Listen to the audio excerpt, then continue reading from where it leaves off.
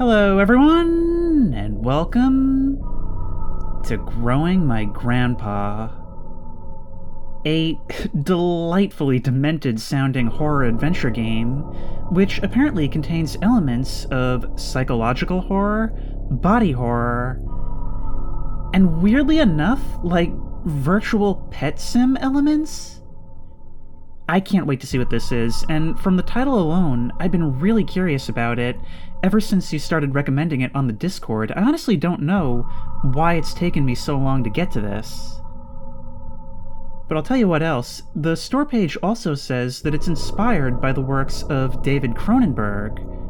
Now that actually makes this really timely for me because, although as a horror fan I'm aware of the Cronenberg style in general, I had never actually seen a Cronenberg movie until I watched Videodrome a couple days ago, so I'm definitely in the mood for something of that style. And this definitely has style.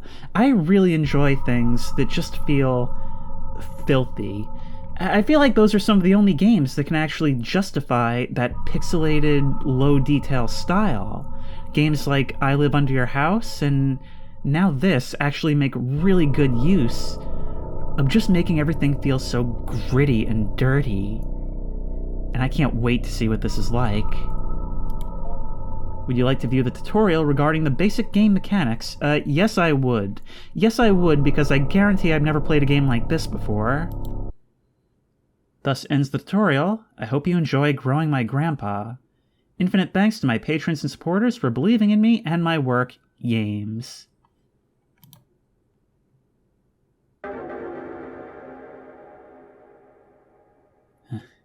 First sound of the game and it makes my skin crawl. Oh, this feels like one of those 90s DOS games or something. An early 90s DOS game. I excused Adrienne during music class today and spoke with her about recent string of demerits. It was our first time meeting outside of our quarterly evaluations, and I believe it went well. I can certainly understand Mrs. Richardson's classroom observations concerning Adrienne's emotional state. She was, of course, intensely shy when we first met. As I understand it, she is similarly withdrawn in her classroom activities, and only speaks or acts when she absolutely must. Some things she simply will not do. Instead of participating in mandatory group activities, she will sit alone and accept that she will receive a demerit. Before the meeting, I read Mrs. Richardson's parent-teacher report, which allowed me to estimate some about Adrienne's home life. The parents are well-educated and come from a prestigious background, but they lack time to properly nurture Adrienne. She's often alone, and when she's not, the parents seem to not understand the importance of warmth and affirmation when dealing with someone so young.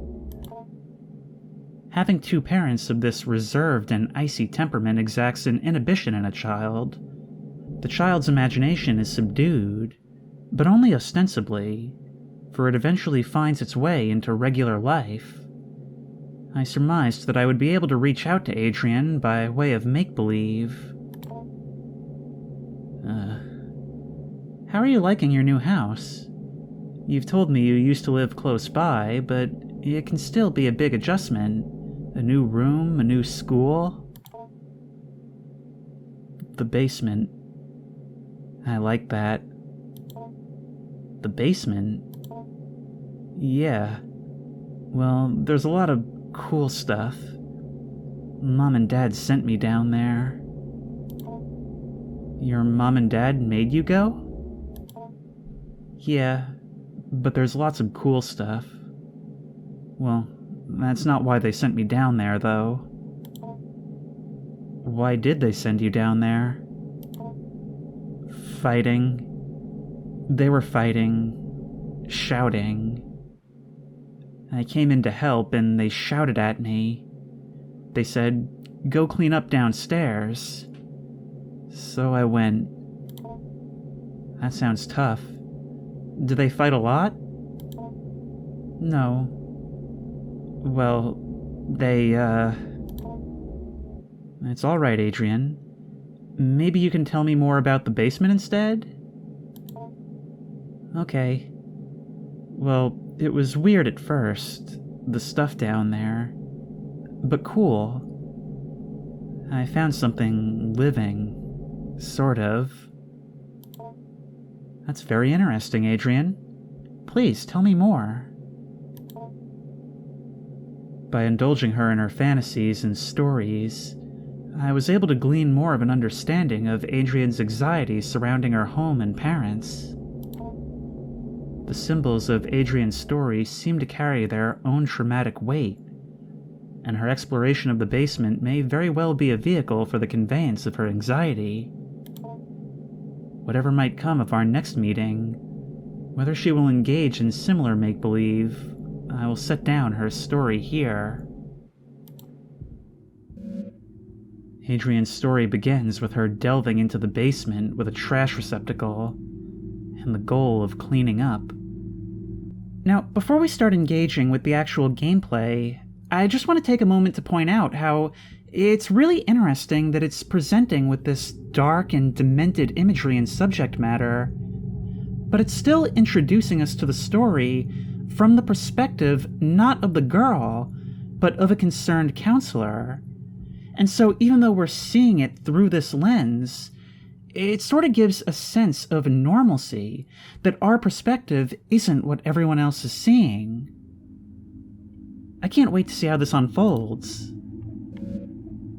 She discovered one of the walls was covered in plastic bags. She went to investigate, intent on tearing away whatever they covered. Ooh. Oh, that was really weird, having that, several frame animation of going down the stairs. Almost makes it feel like a little bit 3D in a way when it plays that quickly. I see. We have to click on the words instead of the actual object. Okay, so let's grab that and just throw it all away. It's like viscera cleanup detail, too. Upon removing the plastic trash bags, she noticed their interior lining was covered in glass. Like a window, I offered. No, she said. Like a mirror. Oh, I love that line. I love that line and all of its disturbing implications. Reflecting inward towards the animal they covered,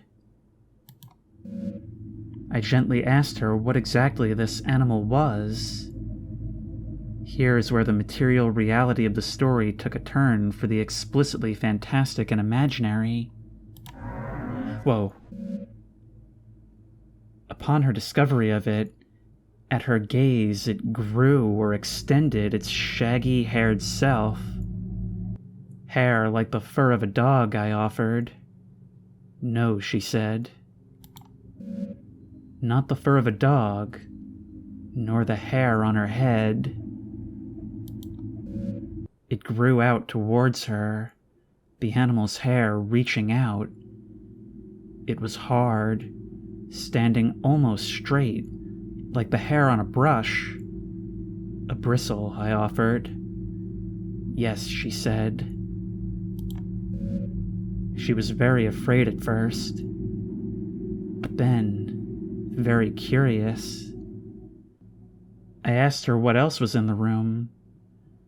More things hidden away, she said. Things of Grandpa's as well.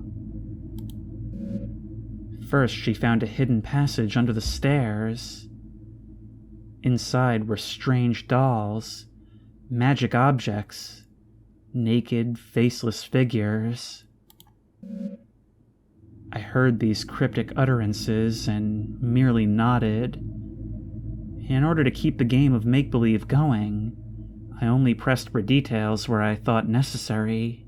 Interesting, though, how we're hearing the narration from the perspective of the counselor, but seeing what the girl truly saw simultaneously. The faceless dolls could be a simple metaphor for the anonymity she feels in her own home. The hidden passage, I'm unsure what to make of that.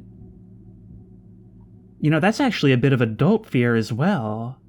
The idea of not listening to a child and thus missing the signs of danger that they put right in front of you. The revealing of the concealed seems to be thematic in her fantasy.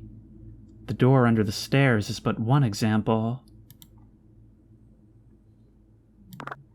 Okay, so we can move back.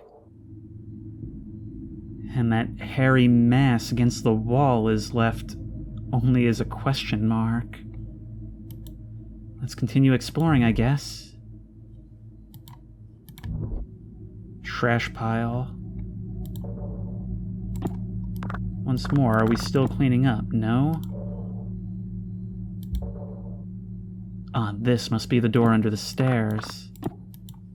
But we still can't seem to interact with it. What if we look in the other direction?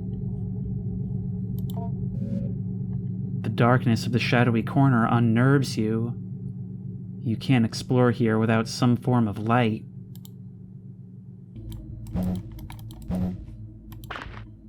Oh, I see. It's like pieces of something. Once she removed the panel and found the magical hidden passage, she was very specific about what she took. She found a magic book, a magic doll, a photo of her late grandpa, and magic glue. Now I'm starting to wonder if this is actually us just seeing the story she imagined in her head, or if this is all really literally happening.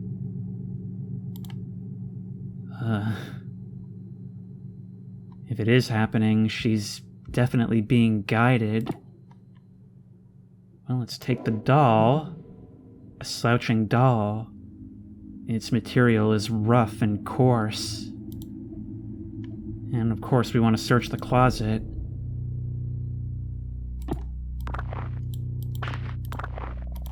The floor is all covered in dirt. Of course we want that glue. This is so horrifying, the idea of just being given the components to conduct some, I guess, task we don't understand. Papers crudely bound together to form a book. Eurasian steppe shamanism and the fusiform gyrus? An interdisciplinary study in sympathetic magic. A dissertation, Jacob Hart. Okay, let's read. The impetus of this research was the recognition of a particular pattern in fragments of documents relating to magic and magico-religious practices. Numerous sources were drawn from. Commentaries on laws relating to the banning of sorcery and necromancy, compilations of folk charms relating to love spells, hagiographs of saints and their encounters with devils. The list spans many centuries and a great distance, from the Levant to the Khazar Khaganate to the border of the modern nation-states of Russia and Kazakhstan today. From this paper trail arose a consistent account about a certain form of magic relating to the binding of demons to a sorcerer's will. A demon called the Heaven of Needles, or the Angel of Needles, was known to be kept best by shamanic keepers or wards who suffer from face blindness, whether by birth or through developmental causes like a stroke or head injury. It was known to be extremely effective, but terribly dangerous, so much so that it became outlawed several times, and was generally a popular scapegoat relating to unexpected death. Now that's really interesting. So maybe it's sort of like Hellraiser, where the previous occupant of this house was dabbling in these things. And also very interesting how it's either referred to as the Heaven of Needles or the Angel of Needles, and yet it's called a demon. This nexus of magico-religious meaning-making, sorcery regarding human-related desires, and the history and science of neurological disorders related to the fusiform gyrus is where the subject of this dissertation will reside. I will outline further, and then analyze the historical sources I mentioned previously, then go into the neurology of mystic and magical religious experiences. Interesting. So, if I'm understanding this correctly, this book is really more about, cultural, magical, religious explanations for neurological conditions. That actually fits really, really well with the themes of uncertainty about our perception and what's actually going on. After that, I will detail my ongoing correspondence with a resident of the Ural Mountain region who is an expert folklorist in keeper of traditions he claims have been passed down through his extended family for generations. Okay, this text is in dire need of more commas. I am dying and fighting for my life by the end of every line. I've got more trash to clean up. This basement is absolutely filthy. I wonder just what did happen to the previous resident. A photo of your late grandfather, Mr. PhD. On the reverse side of the photograph, there's more text. Good luck on your trip to the Urals. Stay warm. Oh wait, was this actually his house? If so, I must have missed that. I interrupted to ask what she did with these magical, mysterious materials. Grow Grandpa, she explained plainly. And then, without missing a beat, she continued on with her story. Feeling this was a potent symbol, I stopped her again to ask what she meant. Somewhat puzzled, I didn't understand immediately. She explained slowly. Grandpa lives in the cage in the other room. The cage behind the door. They grew people in the cage. Okay. Let's go have a look at this cage then.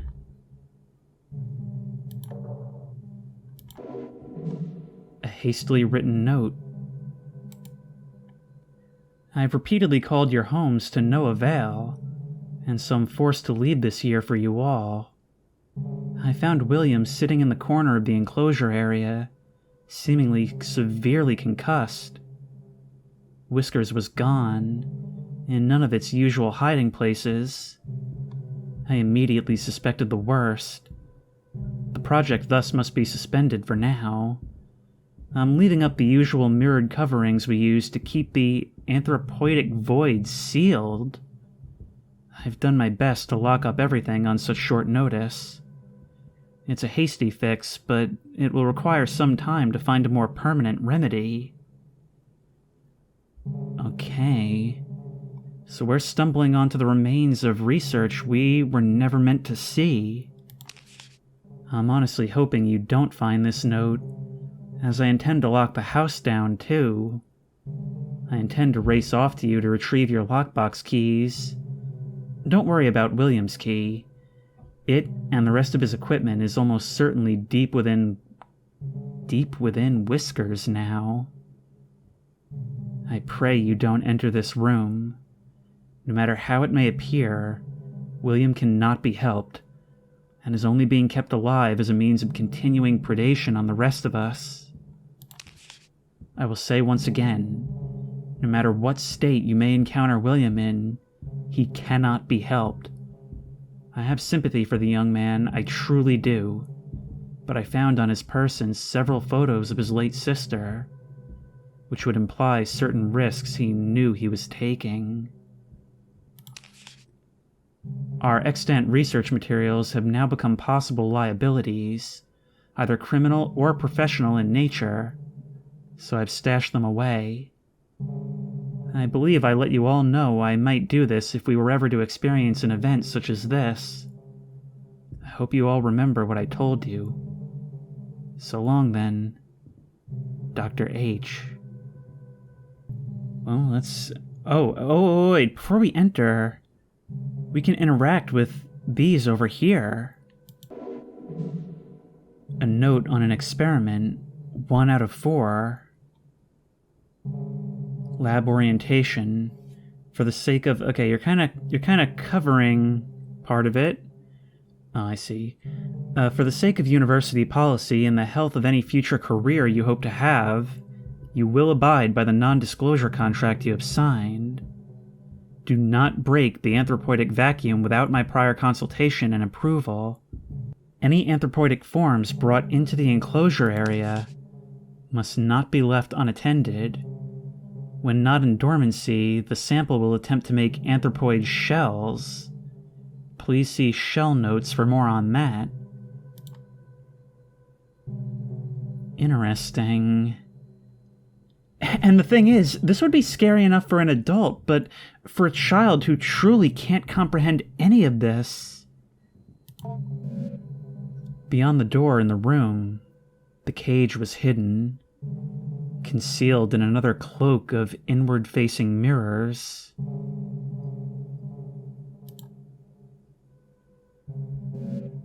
A hidden cage lined with mirrors. It's strange, almost poetic, the elaborate fantasy of self-reflection, concealment, captivity.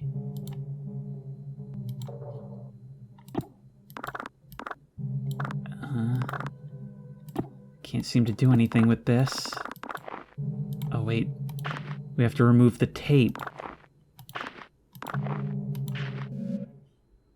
At the cage, she finally cast her spell.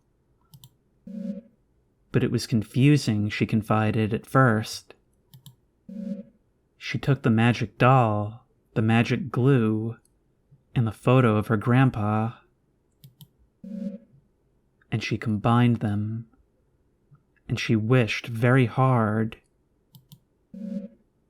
I can only assume in this fantasy that next her wish would come true.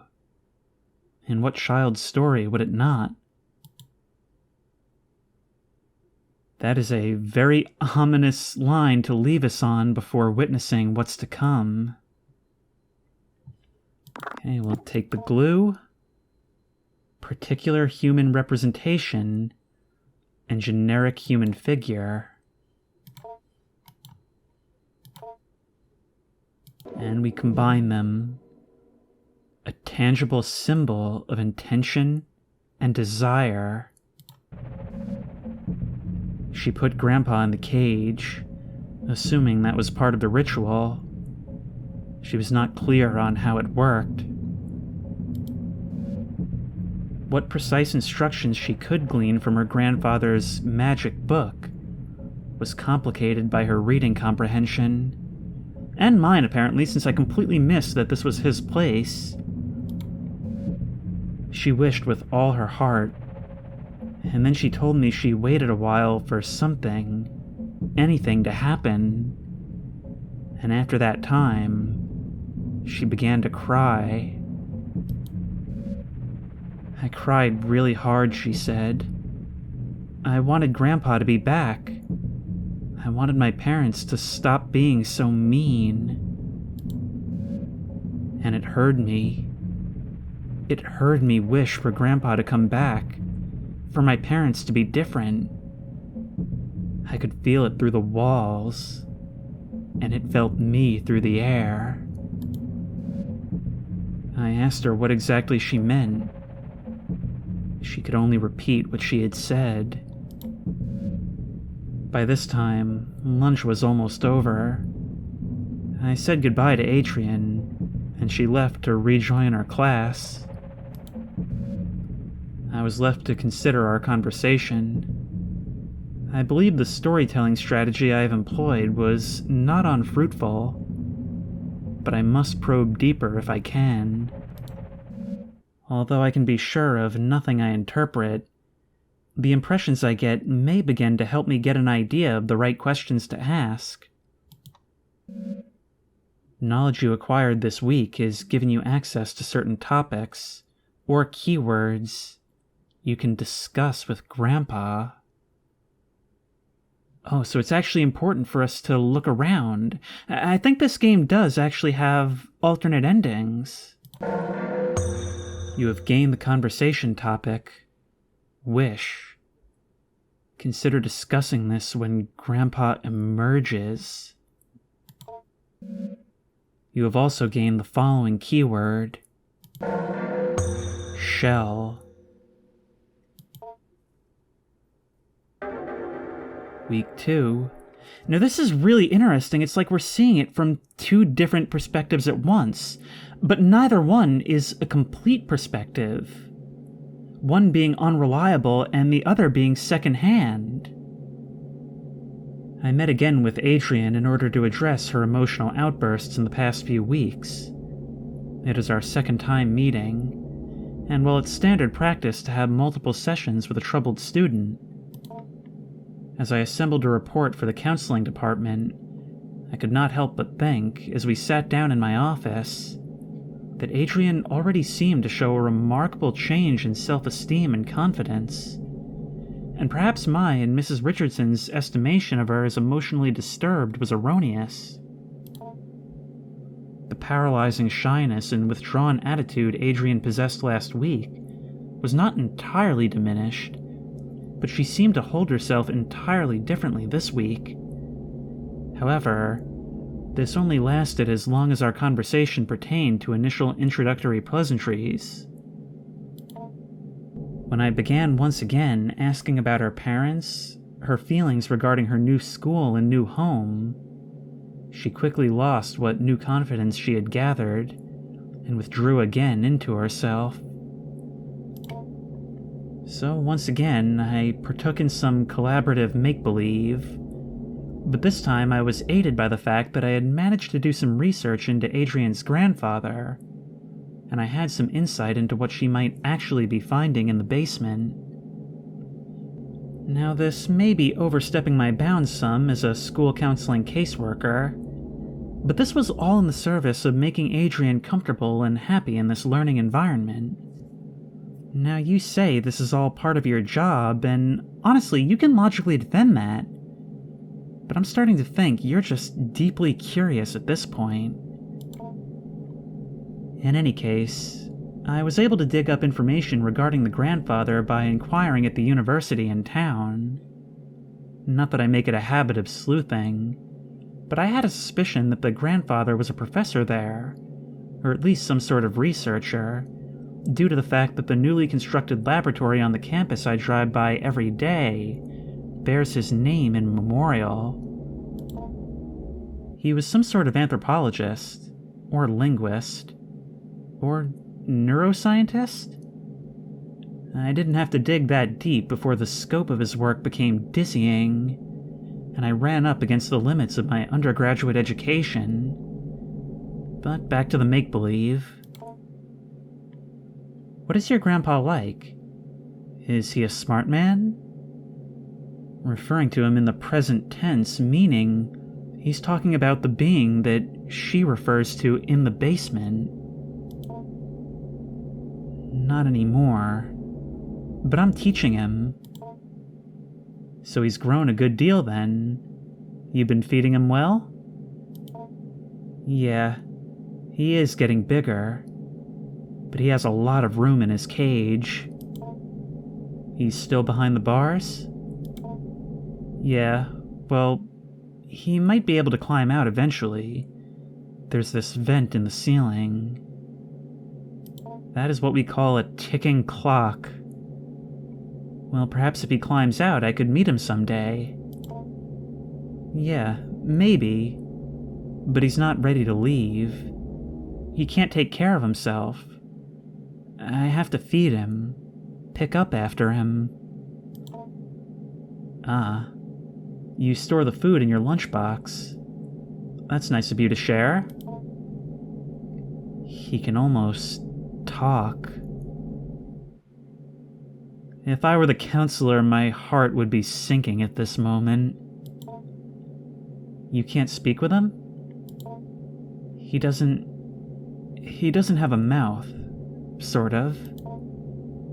But how do you feed him? He has a mouth on the outside, on his shell, or the stuff that is his skin. I'm a little confused. Maybe you can go through a typical day with your grandpa? Okay. I asked her to explain how exactly she goes about growing her grandpa, and Adrienne began another tale. According to Adrienne, in the week that had passed, much had changed in the basement. That thing is gone. You should go see Grandpa first. I'm honestly nervous at what we're gonna find. Wake Grandpa. It was scary at first, she said. The way he moved, the way the doll's skin covered him. I wanted to interject. This somehow seemed inappropriate, but I kept listening. When I look at him, she continued, when I think about him, he grows and moves. It's like he's growing for me. So he's growing bigger now? I asked. Yes, she said. Bigger every day. Oh, look at it writhe. And it still has that, like, hairy texture, but look, there's like a big mass that forms its head. Oh, like some kind of worm or larva. This begins the actual growing part of growing your grandpa. Beneath the doll's burlap skin, the follicles knit together what resembles a proper person. Your grandpa. You are in charge of its cognitive development and diet until it is able to sustain itself. So we decide what it is we're unleashing here. Currently, you are observing Grandpa. Please click the arrow back button below for a brief tutorial of your duties as caretaker. Here we can see a variety of options regarding growing your grandpa. Highlighted in red are objectives related to feeding and teaching Grandpa. Important messages regarding Grandpa's recent activity will also appear here. You will need to find it food and learning material before you can move on to the next week.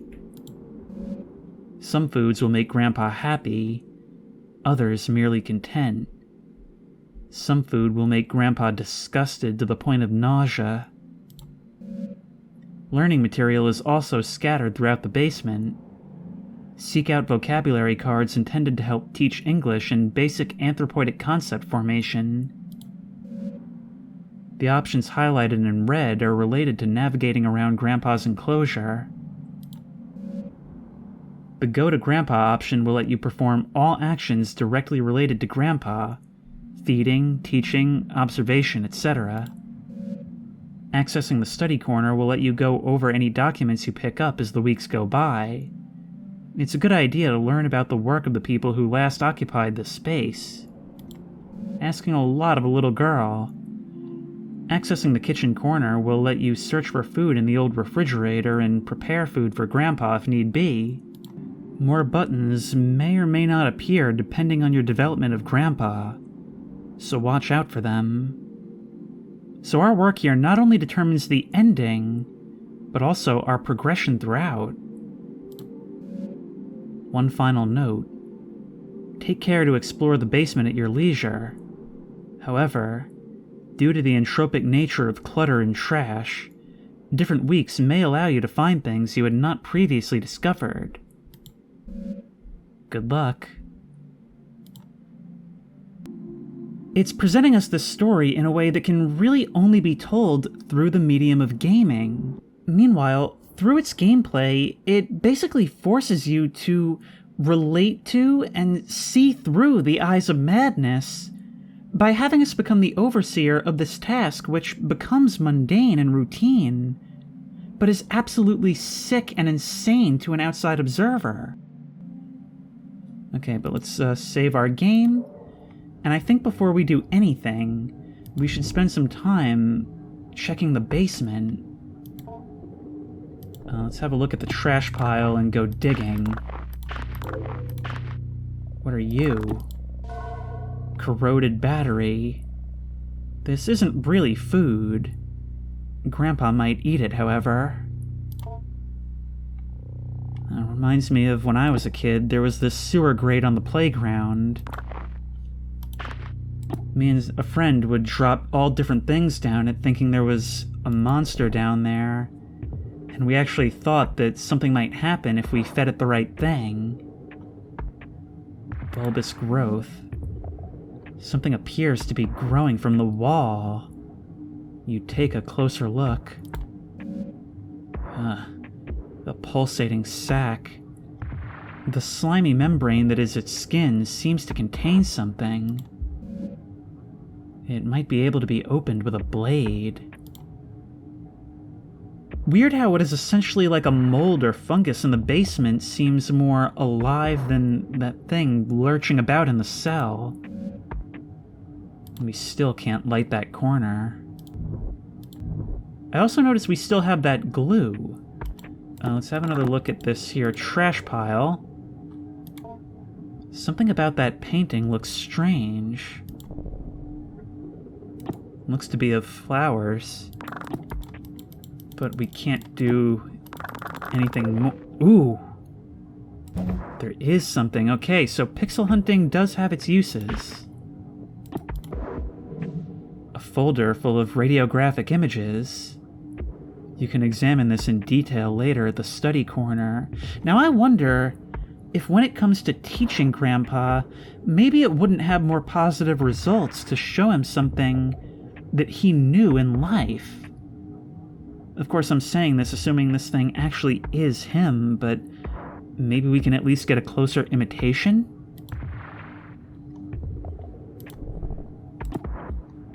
We can also search the trash pile. What is this? Fiberglass insulation. Not really food, but Grandpa might eat it. Seem to be forming a habit of actually finding the usable material on the first try, huh? But perhaps there's more we can explore when this is all said and done? All clean. The space won't be dirty again until next week. Now, I don't know about you, but my basement doesn't gather weekly piles of dirt. Then again, maybe something's doing some secret tunneling. I mean, with that thing in the corner, clearly this place does not have a one-being limit.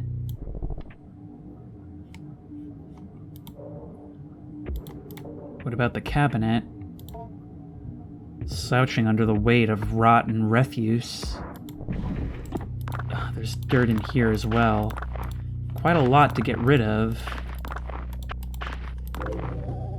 All clean. What is this? Blueberries. Looks edible. Grandpa might like this. Okay, so we found something good. Now what about the top drawer? Oh, it's just endless cleaning. Endless routine. Yeah, this game is definitely reminding me of other, like, Through the Eyes of Madness games, like I Live Under Your House and Squirrel Stapler. And I have to say, the idea of growing your grandpa... I mean, because we already associate, like, you know, old age and elderly people with infirmity, and to combine that with, like, the body horror elements... I think that really works. I've just realized these are all like dummy and mannequin heads. An account of an acquisition. Before we began, he had us all cover our faces completely. An earthenware pot was... some of this isn't readable. And on the inside, as we stole brief glances at it, we could see the interior was inlaid with mirrors. Something gave it small pieces of dough, spoiled food, chicken feed, keeping it content.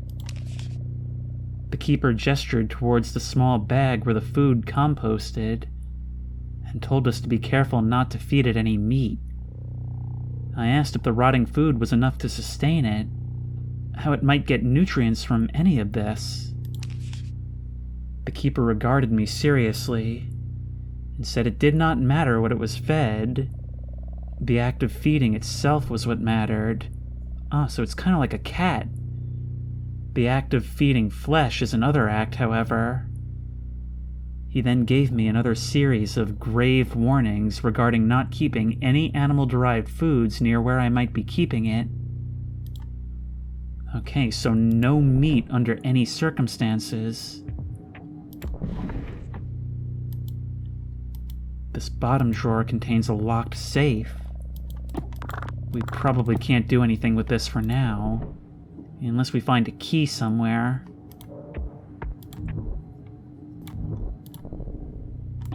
Oh, we actually never did check this trash pile, did we? Okay, it's a good thing I double-checked. But I do not... Oh, there we go.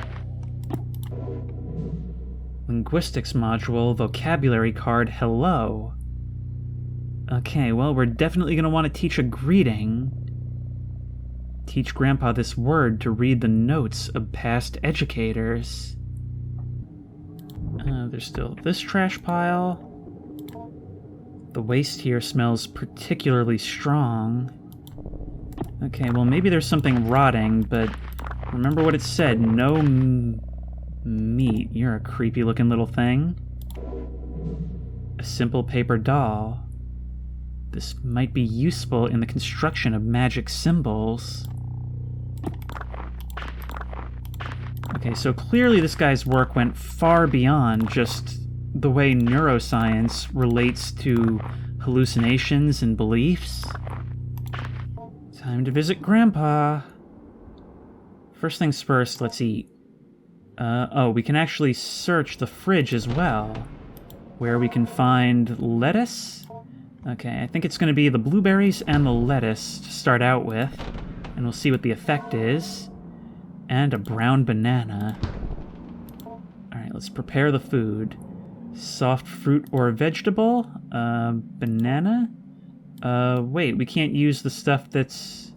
We can't use the stuff that's in our lunchbox? And an unappealing item.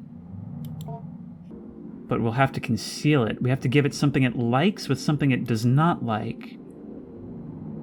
You know what, maybe we should learn more from Grandpa first. Maybe we should study, then eat. I'm just so nervous. You know, they grow up so fast, and I want to raise them right. I'm afraid to make mistakes. Alright, to the study corner. Oh, and we can search here as well.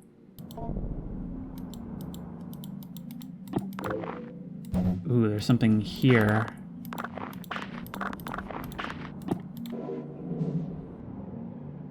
A set of procedures regarding... Hang on. Disposal interment? You can examine this in detail later at the study corner. No, I'm going to examine it now.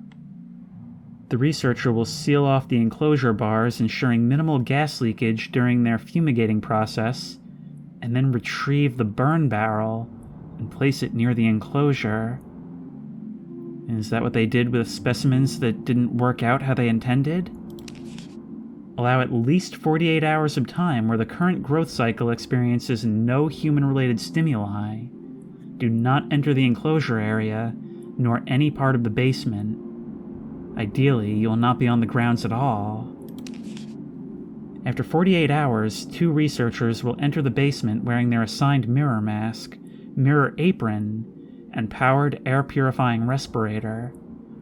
The researcher will use the vent system to fumigate the enclosure area. Wait 30 minutes, and then use the fan system to ventilate the enclosure. Keep the fans running during steps 3 and 4. Re-enter the enclosure area wearing your assigned mirror masks and aprons. The organisms may or may not be in complete dormancy. If it is not in full dormancy, be assured that its capacity to act against you will be greatly diminished. With your assigned power drills, quickly remove any enclosure bars needed to access the organism. Put them aside for later reinstallation. This is all very rehearsed, very formulaic. Meaning there's a long history of this going wrong, isn't there? Put the organism into the burn barrel. incinerate the organism thoroughly, wait for any smoke to be properly cleared by the fan system, turn off the fans. One researcher will retrieve the nucleus from the ash and place it in the mirror box. The other researcher will sift through the ash and place any other substantial remains in the biohazard bin in the room outside the enclosure area. The bin is locked for safety purposes. That's our safe. The code is 323245. The researchers will fill out a termination form and leave it for Dr. Hart. You have gained the conversation topic. Biohazard bin. Okay. File cabinet 1. We've got to clean this as well. For a second, just because of the way that worked in the movement, I thought it was a hand suddenly reaching up through the dirt at me. Cashews. Okay, that looks nice and wholesome. Nice hearty meal. And remember, we're going to want to find out as much as we can before we start interacting with Grandpa. Want to make sure we're not jumping the gun. An account of an acquisition. It was said to pass from one family of steppe people to another, but pressed on in its ultimate origin. Somewhere to the south, coiled in a bowl covered in incantations, buried upside down by a graveyard, a common late antiquity demon trap. The keeper, an elderly man in failing health, was ready to expound on and on about the dangers of the organism, but when I asked more pointed questions about the history of its acquisition, I was given curt responses that had a way of circling back to vague warnings. So we're almost like the sequel to someone else's horror show. That's everything clean, but can we remove this tape? Yes, we can. Couldn't help but notice it appearing as we cleaned this drawer. You remove the tape-down fabric to reveal the cabinet's wooden bottom. All useful things. A note regarding cleanup procedures. To my colleagues, I don't mean to be overly severe in tone, but Dr. Hart's work is very important, and the material we're working with is potentially very dangerous. I'll be handing out a copy of this note as a reminder to everyone. I'm not trying to single out any particular person. We all have misconceptions about the nature of this project from time to time. I've been reading all this and I still don't understand. With that out of the way, here are some things to keep in mind. The active growth must be thoroughly terminated via the correct procedures at the very least 4 weeks after dormancy is interrupted. It doesn't matter what you've done or haven't done regarding tests or procedures, or how much the anthropoidic vacuum has been disrupted. We are not ready to go beyond 4 weeks at this point. A step-by-step guide to termination has been posted by the enclosure wall. Yeah, I believe we've already met. Please do not place the educational posters over this posting. Do not disrupt the anthropoidic vacuum without Dr. Hart's prior consultation and approval. In case of any emergency where the vacuum is disrupted, put on your equipment and begin the lockdown procedure. Make an extensive note of when and how the breach occurred. If you find the habitat empty, page Dr. Hart immediately, but do not attempt to speak with anyone else. This thing can get very smart. I'm sure you're all aware from the stories we've heard on our acquisition trip. The greatest caution should be used when dealing with a potential aggressive mimicry scenario. Please seek me out if you have any more questions. Okay, so this is where we really start to see the strength of our perspective, because our character doesn't really understand fully what she's reading, but we, as the viewer, sorta do, and at least better than she does. Notation regarding sample exoskeletons. Research participants, please take note. Each growth from a cycle does not require a shell. but you may find the sample will often try and seize on something somewhat flexible it can grow into, along with any desirous yield it may generate, or else it will move from one shell to the next as it outgrows them. In the small amount of time I have spent with it in preparation, I have noticed it tends towards human forms. However, we should keep a tight lid on the anthropoidic seal in order to be cautious before we begin to experiment with exposing it long-term to anthropoid stimuli. This thing's got shades of SCP about it as well. Medical imaging device. You slip the radiographic images you found onto the machine's display.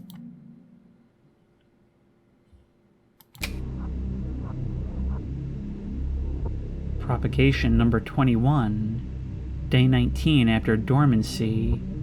Anthropoidal vacuum broken? Yes. Terminated at 21 days. What is that R at the bottom?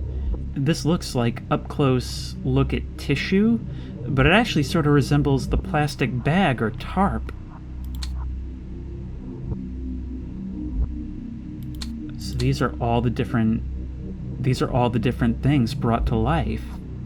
This one terminated at 21 days. This is day 0 after dormancy, but terminated at 6. But this one, the one that lasted the longest, it seems like it was growing what looks like a jaw, teeth, a spine. Alright, let's have a look at the notes. Intriguing results with regard to the mimic hypothesis. A participant entered a sealed chamber adjacent to whiskers, which had been freed from the anthropoidic vacuum, constructed quite economically from plastic and broken mirrors. The first propagation's original earthenware vacuum was shattered during the move-in. Between the two, there was a semi-opaque glass panel that allowed observation both ways. So there's something, like, with the nature of the anthropoidal vacuum, which I still don't fully understand, but observation actually plays a big part of it. I mean, we know that it responds to our desires, what we're saying, what we observe. The human participant was asked to think of someone in the popular consciousness, fictional or no, and cogitate on their image, personality, face if possible, and voice if possible. Our participant chose Jesus of Nazareth, and with weekly repeated exposures to the participant's imaginings, Propagation 21 began forming what resembled an anthropoid Nazarene in the fold of its spines. Previous human-oriented tests have always bore out a result that Whiskers would form an anthropoid team member. Okay, so Whiskers, I now realize, is that black sea urchin thing that we found in the corner. Probably the original organism that was brought back from the Urals. I'm embarrassed to admit that I assumed Whiskers was some kind of animal that became assimilated, but moving on from that misconception, be it me or Dr. Hart or Gerald, and we assumed it was merely mimicking one of us. Dr. Hart has always contended the desirous yield, or the anthropoid reproduction Whiskers creates when in contact with human beings, has always been based on the conception and relation to the person through someone else. With this framework, the desirous yield is not actually a replica of a person, or if it is, it's only a replica of the fiction of a person generated in the mind of another. So this is forming off the idea of our grandpa. This desirous yield was not Jesus Christ, but the participants' image of Jesus assembled from their religious upbringing, religious artwork, depictions in popular culture, etc. This radiograph was taken right before the destruction of the growth cycle, while Whiskers was rendered unconscious via fumigation. It seems like with every successive propagation, the stem cells in the organism work a little faster, but I'm not paranoid. It is technically deathless, yes, but we're burning up whatever knowledge it's gained when we incinerate it. I don't believe in magic just yet. Well, you might have learned by the end of all of this. Still, that's really interesting. They believe that when you terminate this desirous yield, that is, any tissue that it forms in response to the, desire, they believe that it completely loses any knowledge of that. But maybe that's not true.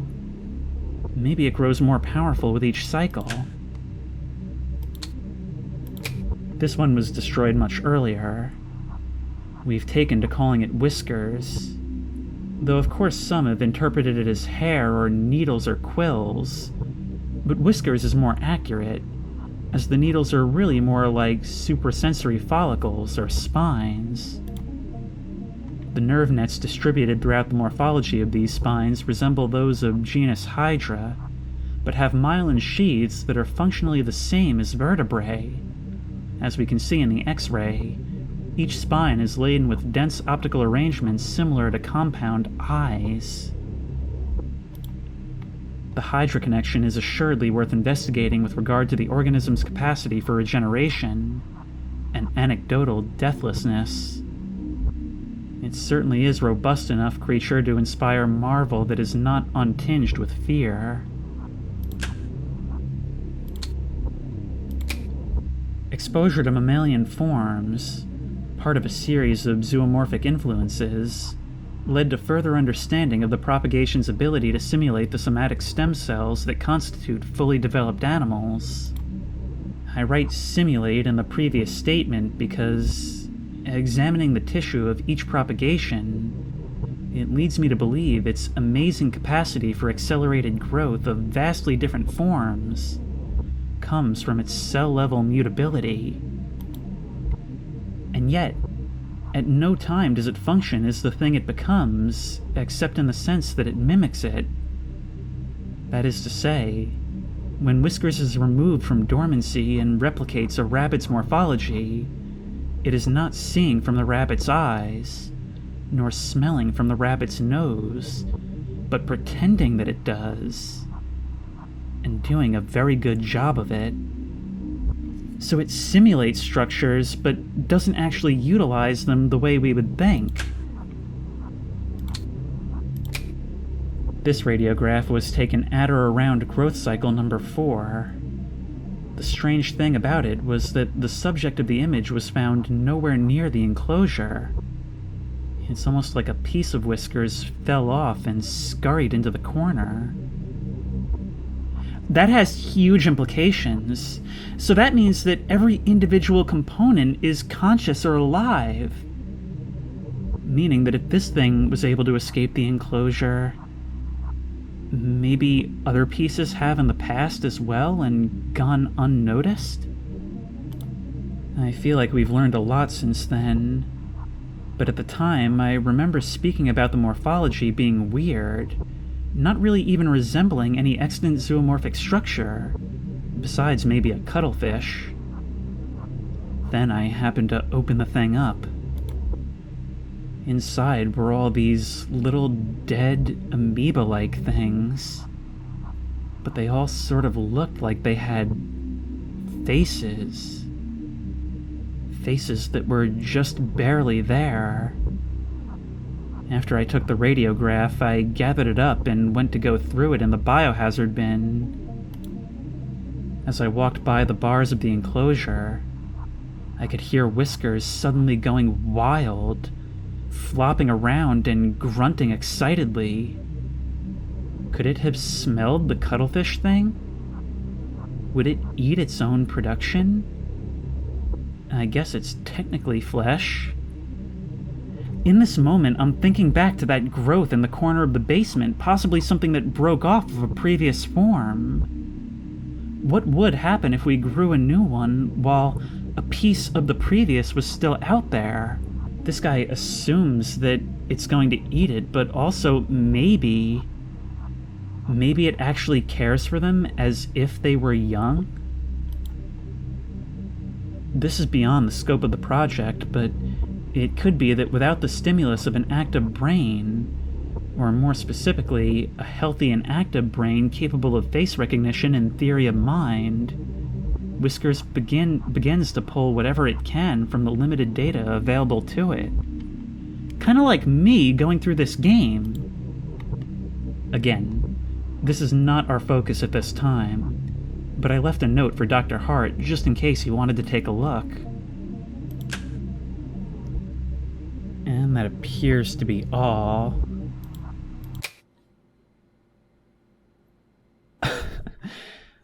Good use of the soundtrack there.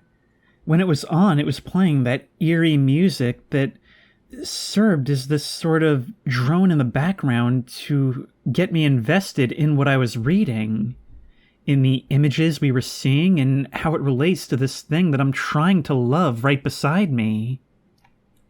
And then, when I'm done reading, I hit the power button, and with it goes that sound. That is so great, because it's only when you hit that power button that you realize how engrossed you've been. Alright, after about an hour and a half of record time, let's finally get to some gameplay. To think we're expecting that to turn into something we love and recognize. Alright, let's teach Grandpa. After every letter becomes read, Grandpa will proudly pronounce the word to you, and it will be considered learned. Teaching Grandpa these words will accelerate its cognitive development and lead to further breakthroughs in general intelligence. Okay, let's try it. You approach the small window and oh.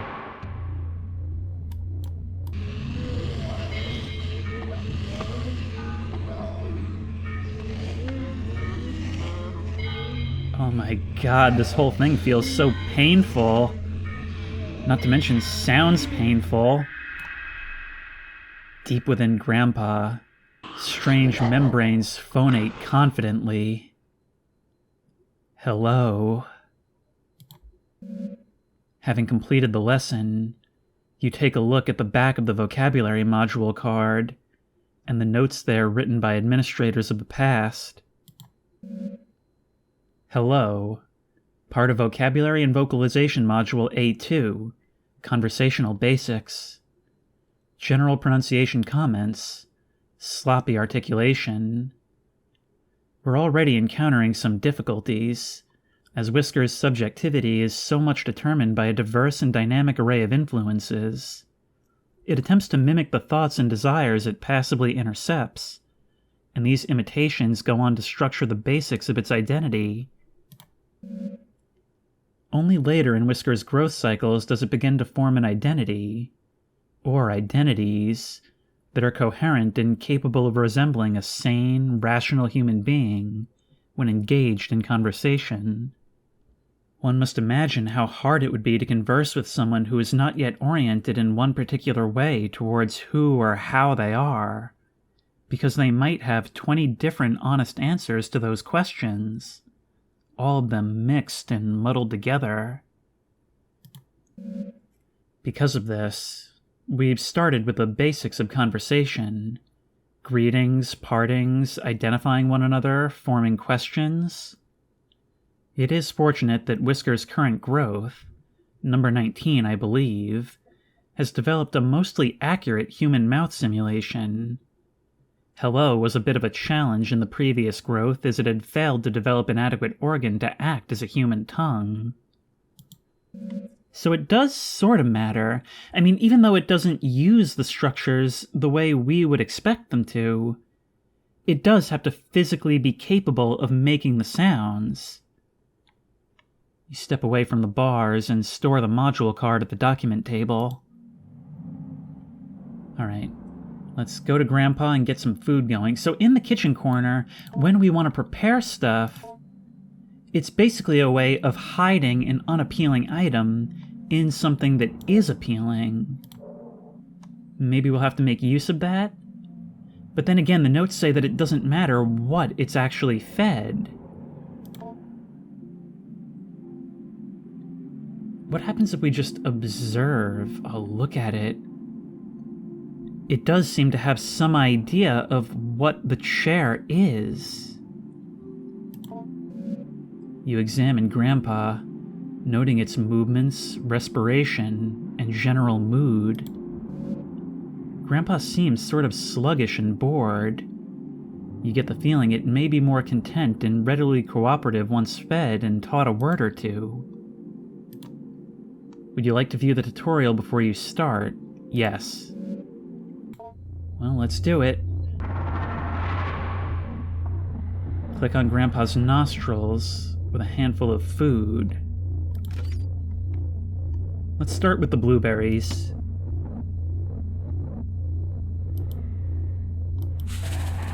Grandpa finds this palatable. There you go. The meal appears to have been sufficient. Okay, let's exit. Do we need to feed you 2 things or 1 thing? Grandpa grunts in appreciation and locomotes towards its favorite corner. Now, the scientist in me wants to try concealing something in the food. However, maybe what we should try actually is to see if it finds other things palatable. Grimaces at the sterile artificial smell. Okay, so it does not want the fiberglass. Come on. Maybe the banana? Seems indifferent to the smell.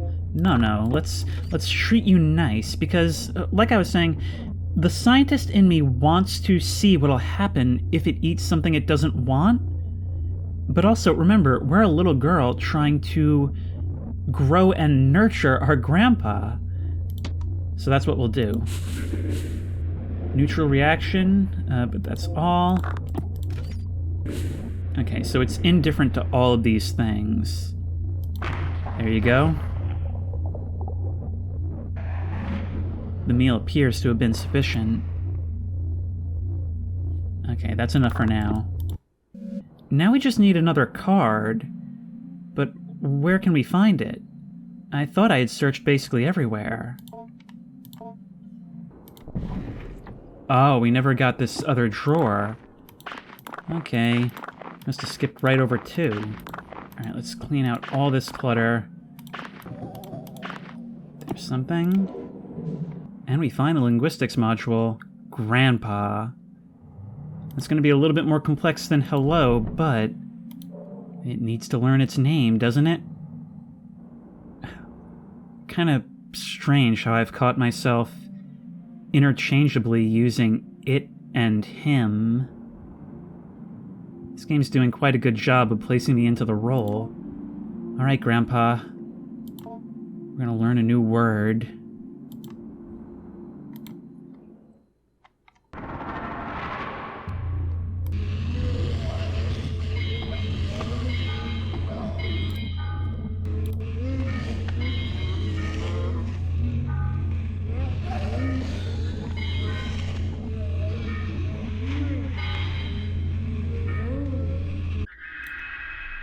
Deep within Grandpa, strange membranes phonate confidently. Grandpa. Why does this feel like the very beginning of unleashing something awful? Grandpa. General pronunciation components. Usual trouble with articulation. Voice thin and raspy. Possibly underdeveloped larynx. We've done several sessions of what we're calling familial relation simulation. I and a co-researcher sit in chairs opposite the enclosure, wearing the usual masks, and we begin to act out a scene, mostly through improvisation, that might roughly resemble a kitchen table conversation between an immediate family.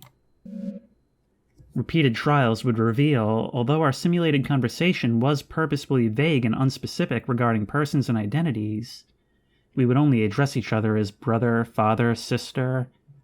It soon became apparent the encoded information and associations we unconsciously drew upon when hearing and speaking these words was being picked up on by Whiskers.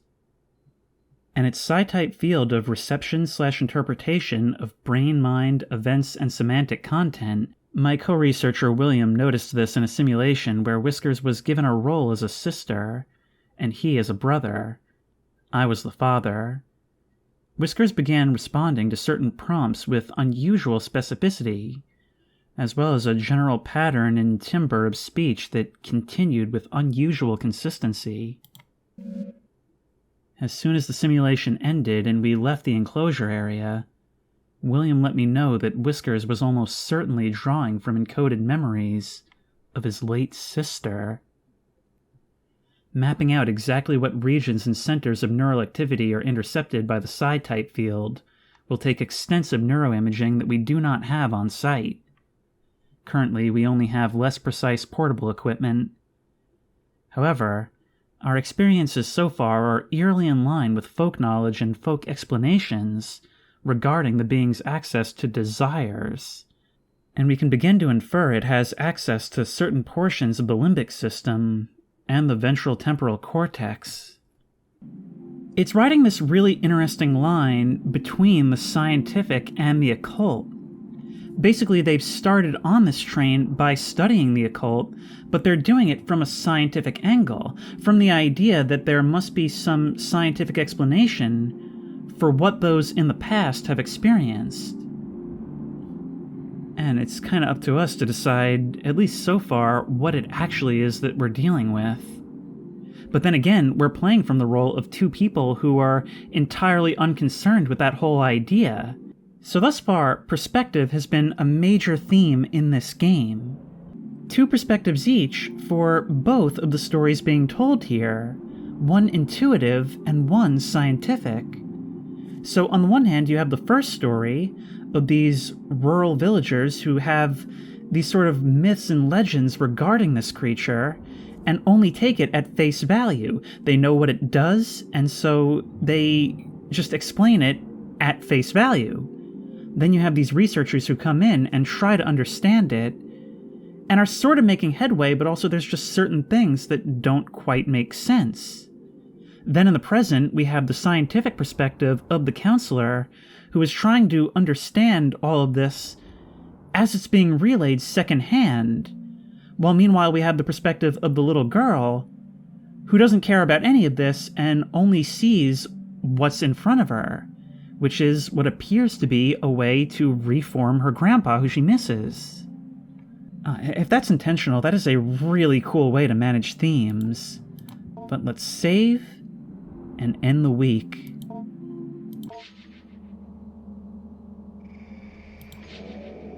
Okay, so we got all these things, but we didn't feed it everything.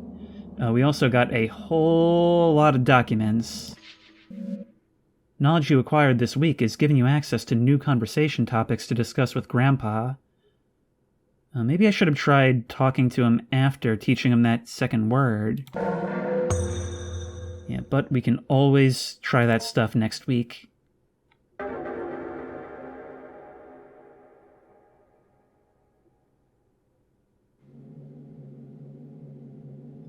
Mrs. Richards approached me the other day in order to remark on Adrienne's development. She noticed how much more at ease she appeared when called upon in class, or when asked to participate in group exercises. I told her I had seen this change happening as well, and that as much as I would like to take credit for it, I can only guess dimly at what might be reshaping her attitude. Maybe she sees some kind of success in what she's doing. Mrs. Richards posited that it was perhaps Adrienne's family moving into their grandfather's property that caused the change. It apparently is out in the country, in a wooded area full of wide open space, and far from the bustle and noise of the city. The grandfather, Dr. Jacob Hart, had jointly purchased the land with the university he was employed with, and began constructing what he was intending to be a satellite campus for a burgeoning psychological anthropology program he had a hand in establishing. Only one building ever ended up being constructed after Dr. Hart died in a car accident when driving back from the property one day. He must have been the one who scrawled the note and then hastily sped off. Eerily, at almost the exact same time, a grad student who was assisting Dr. Hart on some sort of project at the property vanished without a trace. The property sat in disuse for years. Oh, so it's been a long time. As it was tied up in legal battles between Dr. Hart's next of kin, the university, the vanished grad student's family, and the other students Dr. Hart was working with. Eventually, the case was settled out of court. Only recently did the property fall into the possession of Adrienne's mother. Obviously, I was not going to relay this whole tragic story to Adrienne, who for all I know believes her grandpa to still be living in the basement of his home. Besides, I thought she might already know all of this. Perhaps the elaborate story she was constructing was her own way of escaping the morbid details of a life, or perhaps lives, cut short by the cruel force of fate and the cynical adults who squabbled in the aftermath.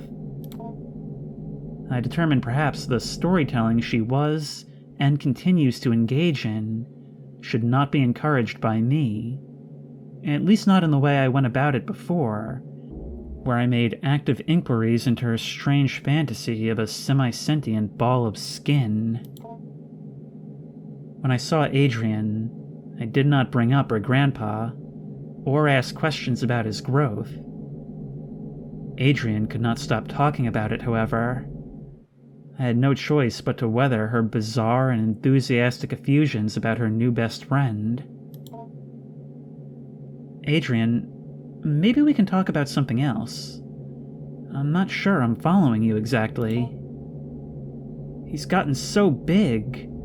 He has so many whiskers that come out, and I can see them move around when I think about him. And I noticed your stammer is gone as well. I'm not sure what you mean. I'm so happy Grandpa's back. He's so much cooler than Mom and Dad. Once again, for what it's worth, I have to put down the story she told me as best I could. Adrienne once again told me about growing her grandpa. Alright, once again, we have to look around everywhere and make sure we find all we can.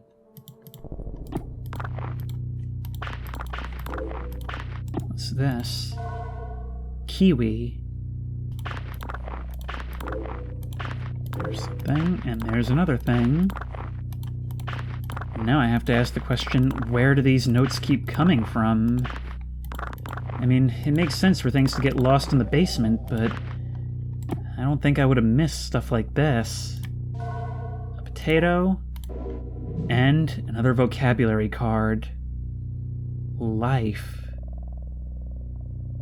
And maybe we can get it to understand itself in this way. I think that's a mannequin standing in the doorway, but under the flashing light, I thought it moved for a second. There's another bulbous growth here. We don't have a sharp edge to open them, but it looks like Grandpa's spreading his spores.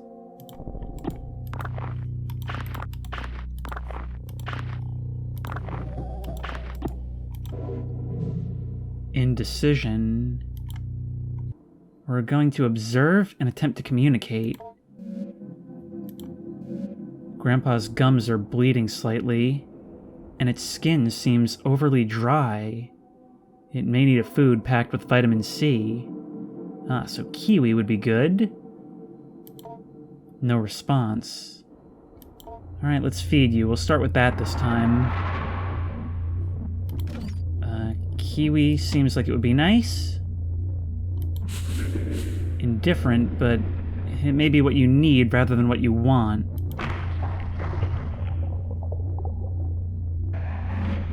The meal appears to have been sufficient. Alright, let's give you a potato. And we need one more thing.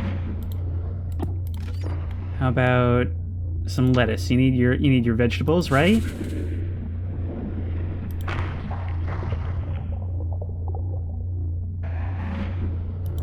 And that's all you need.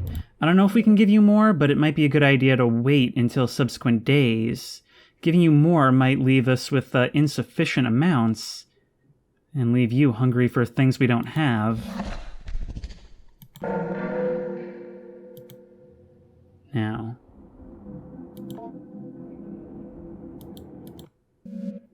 Grandpa accedes to your request.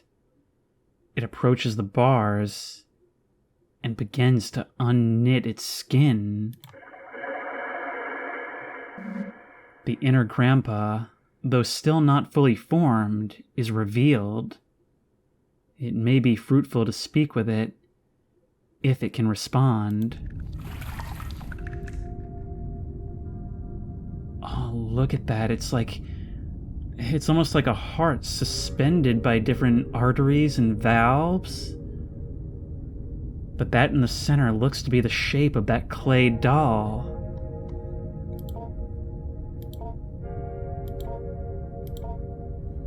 Okay, let's ask about language first. Let's keep it casual and then work our way to the serious stuff.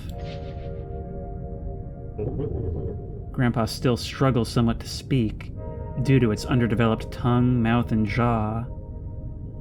However, I'll look at it shitter away, and I'm starting to see what looks like eyes and a nose form as well. But it manages to rasp out an answer. Grandpa is old.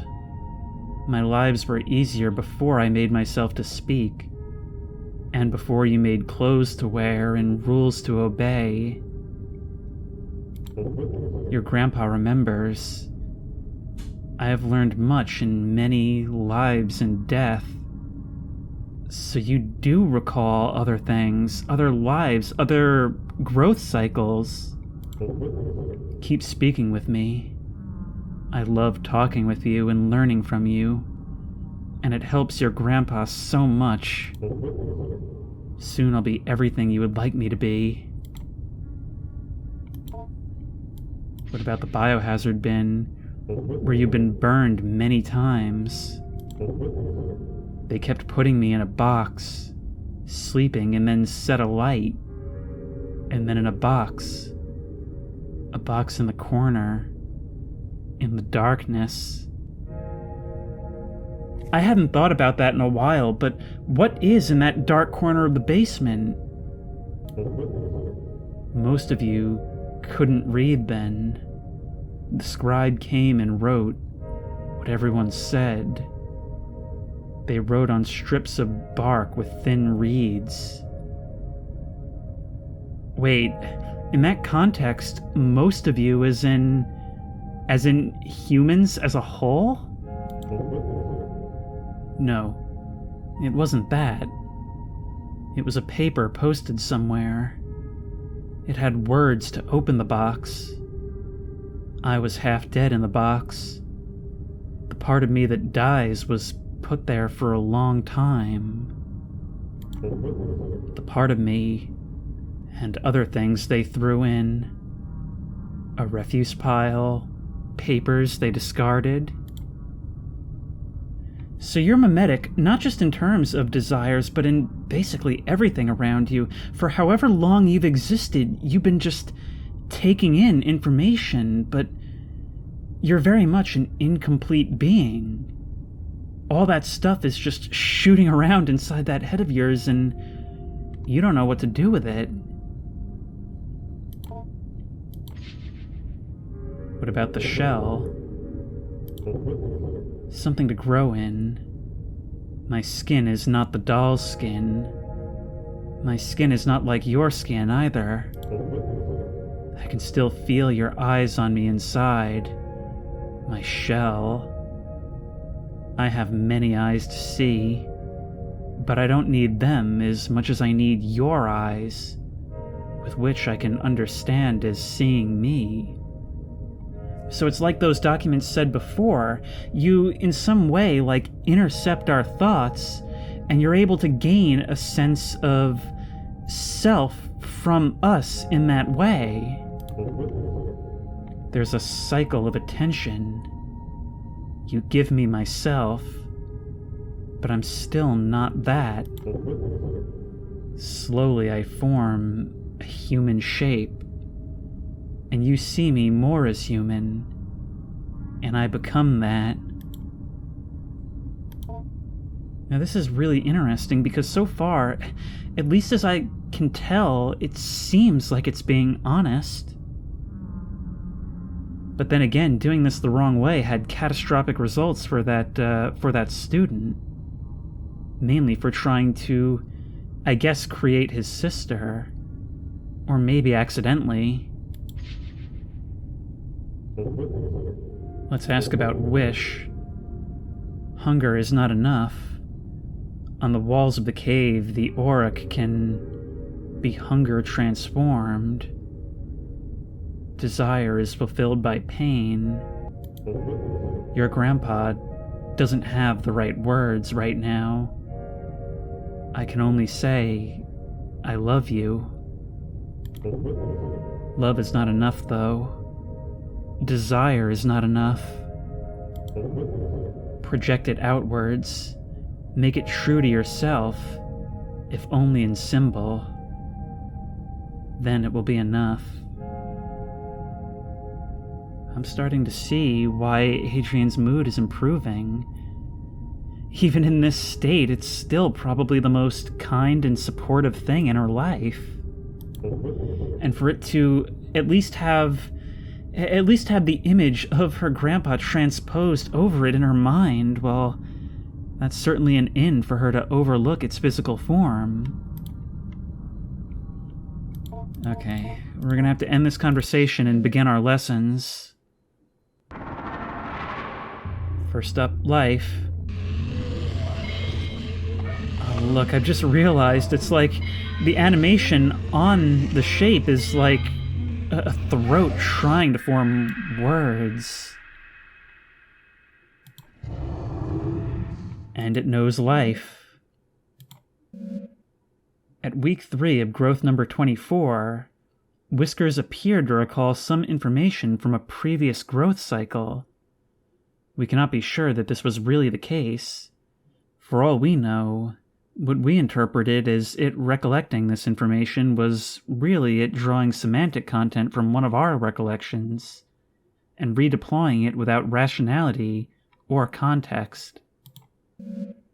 For the sake of our safety, and for the sake of our scientific inquiry, we're attempting to draw out from Whiskers whether it somehow retains knowledge from previous cycles in its morpholactic nucleus.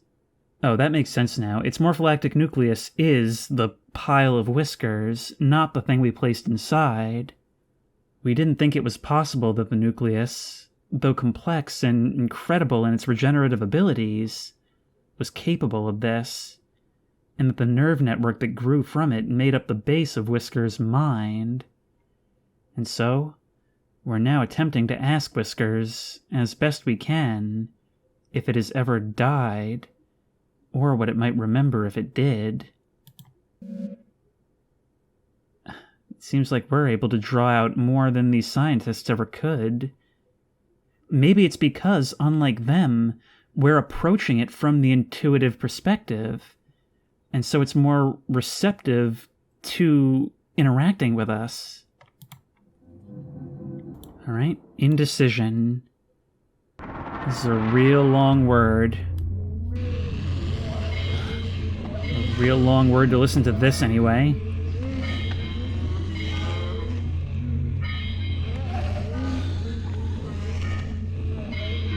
Hearing you try to croak this out is something else. The longer the word, the more agonizing it feels.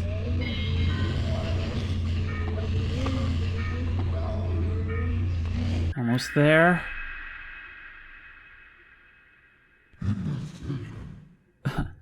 It's just like when I learned to read and my mom had all these cue cards. We're introducing the latest growth of Whiskers to more subtle social cues, and testing its ability to judge mental states of participants in conversation. The semantic content that flows to Whiskers via its psi field is still becoming muddled, and slipped without distinction into conversation, although our intention of instilling in it a solid theory of mind will perhaps make it begin to understand that we do not know what it knows, or know what we are, without our control, sending to it. So basically trying to get it indirectly to show its hand. One would think a theory of mind seems to develop as part of its maturation process. In order to hunt sapient beings, it must be able to deceive them. In order to deceive, it must be able to make certain metacognitive judgments. For example, if their deception appears to be working, or how one ought to be deceived, we may never see it develop a theory of mind anytime soon, as Dr. Hart has disallowed a cycle of whiskers growth to live into the beginnings of maturity, which plants the doubt in our mind. Maybe for everything we've come to feel about this, it's just deceiving us as well. I honestly don't know which perspective is the right one.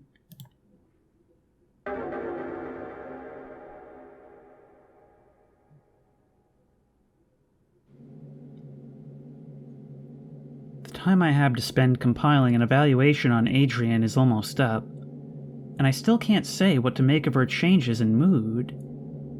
It is, of course, the case that children of Adrienne's age are nowhere near finished learning and growing. I may have to simply be happy that Adrienne was able to improve her attitude. However, something in the odd and occasionally grotesque stories she continues to bring up to me still strike me as meaningful. How's your week been, Adrienne? Grandpa is almost ready. He's almost finished. Well, sort of. Huh. He's almost as big as his shell now. He has a face and he can talk pretty well. And almost has legs. I see. As before, I've put down the story she told me as best I could. Once again, Adrienne told me about growing her grandpa. And once more, our cleanup continues. And, it really speaks to just how neglected she is that she presumably hasn't even brought this up to her parents. I mean, if they're still sending her down here to clean up the basement, if they still haven't seen any of this for themselves, or for all we know, they were assimilated a long time ago and she just doesn't care. We've still yet to determine what the story is with this vent, but it very notably is right next to Grandpa's cage. What have we got here? Bar of soap. Maybe if we feed it to Grandpa wrapped inside a piece of bread or something, he'll smell better. Oh wait, there's a note here. Meaning. So it seems like the idea of these cards is not just to learn the words themselves, I will always get jump scared by those things, but also to learn about concepts, to try and introduce it to ideas that will enable it to form the framework of a mind, rather than just teaching it what to think, teaching it how to think. And another bulbous growth has appeared here. The last time we had to feed him 3 things, maybe its appetite grows larger as we progress, as he progresses. Flatbread. Alright. Yeah, I'm starting to think that these growths are actually his way of sort of seeding himself throughout this place. We got a mushroom and the word symbol. Oh, look at you. This tall, tarry looking thing, but unmistakably humanoid. You almost look like a nemesis from Resident Evil or something, but the brilliance of this is that the pixelated style prevents us from getting a really good look at you. But it looks like you have some huge misshapen mass for an arm. Grandpa seems fatigued and almost anemic. Some of its spines appear brittle. Perhaps it would be more cooperative if fed an iron-rich meal like meat. We were told never to give it meat. That may be what it wants and what it needs, but to do so may be dangerous. I don't know who to listen to. Did they ever say why it shouldn't be given meat? No response. Yeah, typically he doesn't want to talk until he's fed. An apple and a pear. Ooh, and a strawberry and a jackfruit. And I just got the achievement on the gourmand grind for collecting all foods. Ah, you are going to have a meal today, Grandpa. Let's feed you. And see what you like best. First, the jackfruit. You like that, don't you? In you go. Your mouth remains the same. Okay, so you like the flatbread and the jackfruit.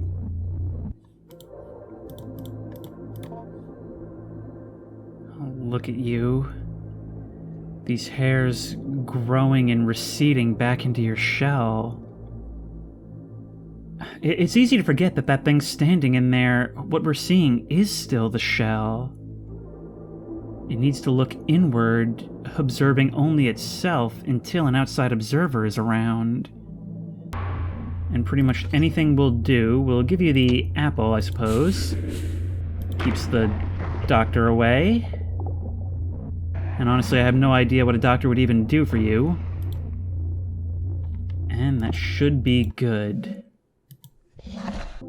Now that you're fed, past experience dictates that you will be able to communicate now, right? No response. We'll just have to teach you. Meaning and symbol. It's all about trying to understand more abstract things, is it? Alright, let's begin.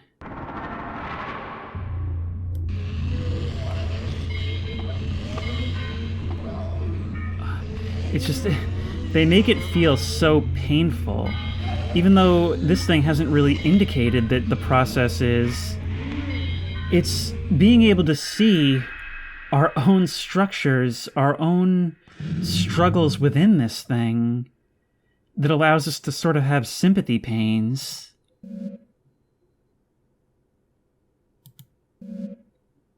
We further delve into abstraction with Whiskers, partially, or perhaps for the most part, for the purpose of determining the origin of its recollections that precede its death. Dr. Hart has begun to theorize that in the process of death, the structure of Whiskers is compressed back into the morpholactic nucleus, and then later, upon re-establishing the nerve netting that is laced through its spines, is slowly reassembled and redeployed as needed. I do not think this is the case, for I can plainly see that for growth cycles in which Whiskers is not receiving our pronunciation and vocabulary lessons, that its capacity general for comprehending its environment is greatly diminished, and in the simulated conversations we carry out, Whiskers struggles greatly, or else does not participate. In any case, we will press on with our lessons, and heed Dr. Hart's caution regarding terminating the growth cycle before Whiskers' allotted growth time passes, or if it appears to be becoming just a little too competent at appearing human.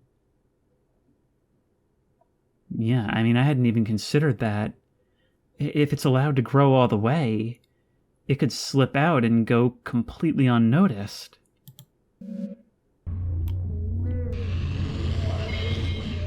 Here we go. Symbol.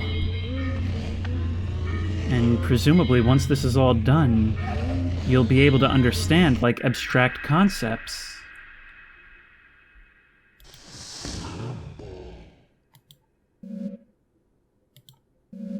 There appears to be nothing written here. Or if there was, it was thoroughly erased.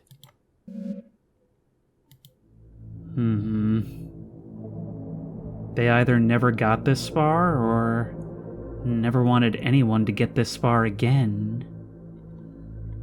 Alright, have you words for me? No response. Oh, come on. Maybe it'll only actually talk to us if we find it some meat. See, the thing is, it says we found all food.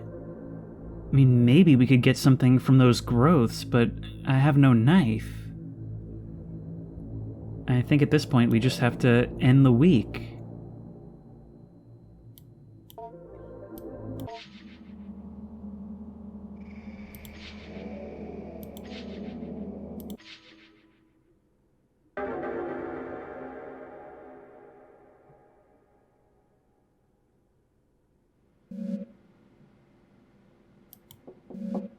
Who could that be?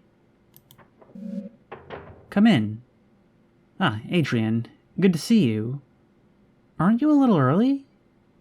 No matter. I suppose I have some time now. How have you been? How's your grandpa doing? That's why I wanted to talk to you. Something happened. Oh, what happened? Nothing bad, I hope. No, nothing bad. Just different, I think. Maybe even good. Well, I'll tell you about it. Well, last night, something woke me up. There was this noise at first. It was like it came from the walls. I could hear it from my bedroom. But there was something else. Something calling. I could just barely hear it. I was afraid somehow Grandpa hurt himself. I had to go find out. I went downstairs, and the vent, the place where I first found Grandpa, or what I grew him with, it was open. Do you remember how I told you about the vent in the ceiling, behind the bars? I was thinking he had climbed up into it. He had gotten so big, he could have done that. Maybe he had gotten trapped somehow in the vent. I had to go see. Oh no. And we don't have the option of exploring around. I got inside, and I heard the calling again, more clearly this time. Grandpa was definitely in the vent somewhere. I could feel him hearing my thoughts. I got that weird feeling, a sense in the air. I had to go forward. Now it's really like I live under your house. I can hear it moving around in the vents, apparently in my own head as well, and on top of all that, in this cramped, dark space, we have no idea what we're going to find. Oh, I don't like this. Oh, look at this filth. As I moved in closer, the vent had stuff in it. The kind of slimy, hairy stuff Grandpa would leave around a lot. He was definitely close. You are far braver than I, little girl. Oh no. What is this? Something was there at the end. That looks like a set of lungs or something. But it wasn't Grandpa. It looked like maybe he had made it, though. But we can't even interact with it. Probably for the best. Oh, it's like it's forming a whole new thing. It was slumped in the corner. Had a weird mouth, and it had its lungs on the outside. and drew in just enough air to call out. And then it just stopped. Stopped breathing. So that's what happened to the prop from Eraserhead. And then, oh god, something was hanging over me. Oh my god, oh my god, oh my god. And then I woke up in my bed. Oh, it was a dream. So well done on that front. In your bed? Adrienne, it sounds like it was just a quite dreadful dream. Are you alright, by the way? Your face is twitching, like you're about to have a violent sneeze. I'm fine. It's just Grandpa, you see. It took me a little while to figure out, but later, when I was brushing my teeth, I saw one of Grandpa's whiskers poking just out of the space under my eye. Oh my god, you can become, like, infected by it. And I started to remember how, in the vent, he hid inside of me. It was so fast I could barely remember. But soon I started to feel him sliding around in my head. Behind my forehead, and behind my eyes and nose. It doesn't hurt at all. It's just ticklish. I'm glad I can be with him. Oh, I can feel him now. I think he wants to meet you. Part of him is moving down my arm. Oh. I'm starting to get worried, Adrienne. You really should not be twitching like this. I should walk you to the nurse's office. Come on, let's go. You should really meet him. I've told you so much about him. Here. What are you doing? Adrienne, you're starting to look very ill. Please, just wait. Just stay still. He's gathering, waiting at my fingertips. Oh my god. Why do you look like that? You don't have to be afraid. Look.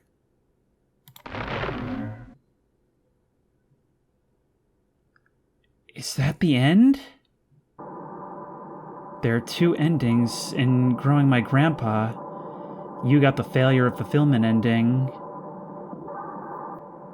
Okay, so I assume it's because we didn't get you your iron the second time we had the chance, but how do we go about that?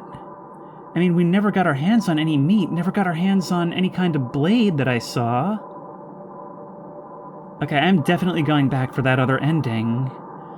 Oh, but good God, that is so Cronenberg. I mean, and look at it from the perspective of this counselor, the one who was trying to interpret this in a non-literal sense for the entire game, only to have it become very horrifyingly real right before his eyes.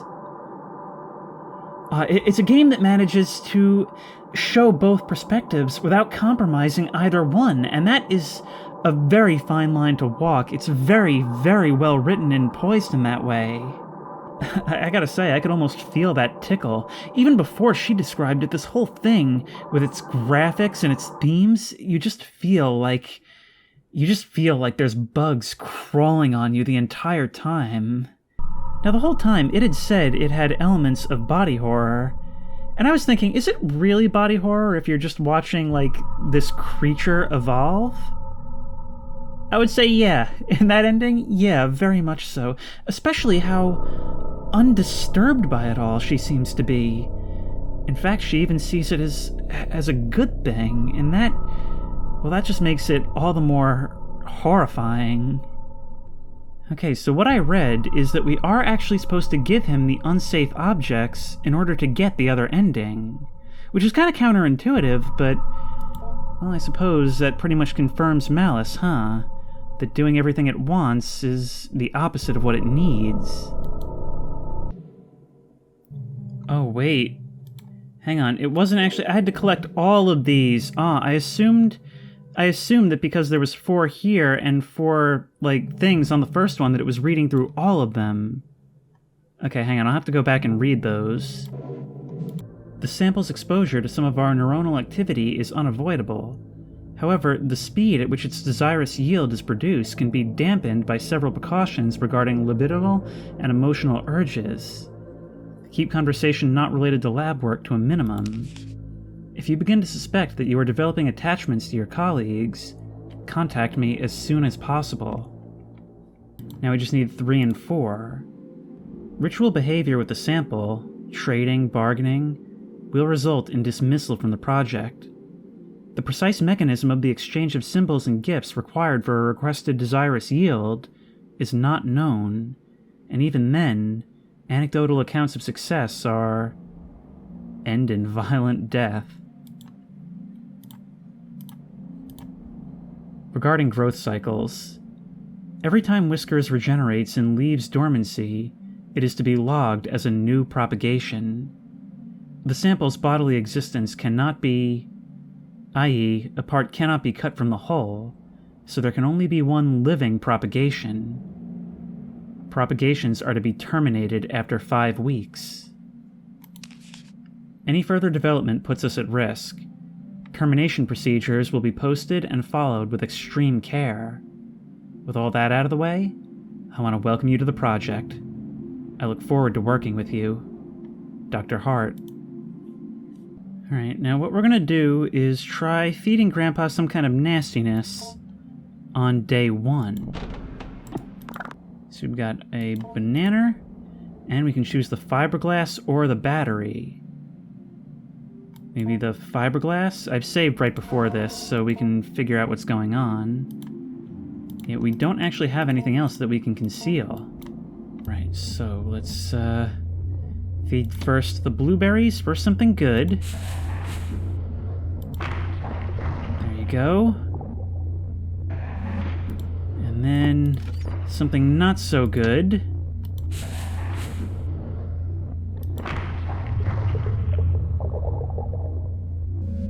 Although quickly consumed, the meal seems to be causing some indigestion.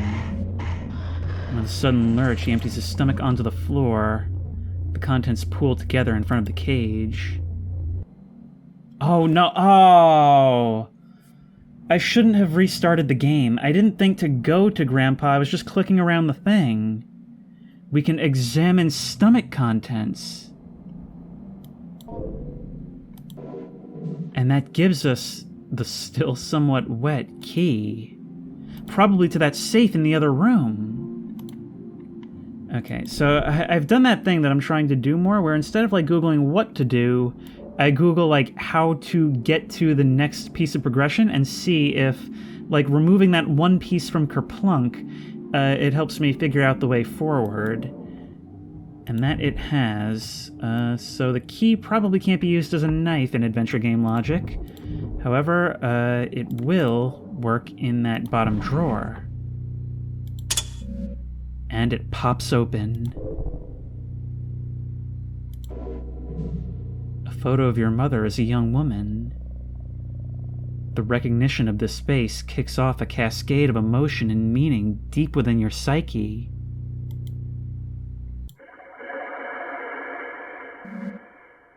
I don't remember if we actually tried to speak to it on day 1.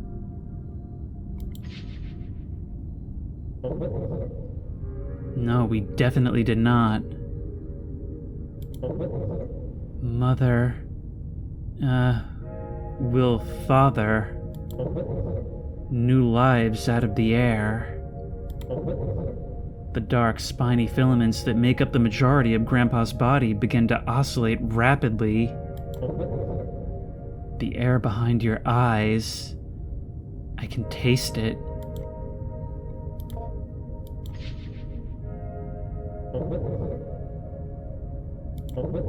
Skin. My body, all human skin around me, give more, grow more, to fit. With a great deal of effort, Grandpa gurgles fragmented thoughts through its ill-formed lips about the biohazard bin. However, it fails to produce more than a wet and frustrated sputtering noise. Alright, next up is going to be the battery. Stuff it inside a potato, which is actually kind of two batteries if you think about it. Conceal. Alright, something nice to start you off. Just gotta earn your trust. And something not so nice.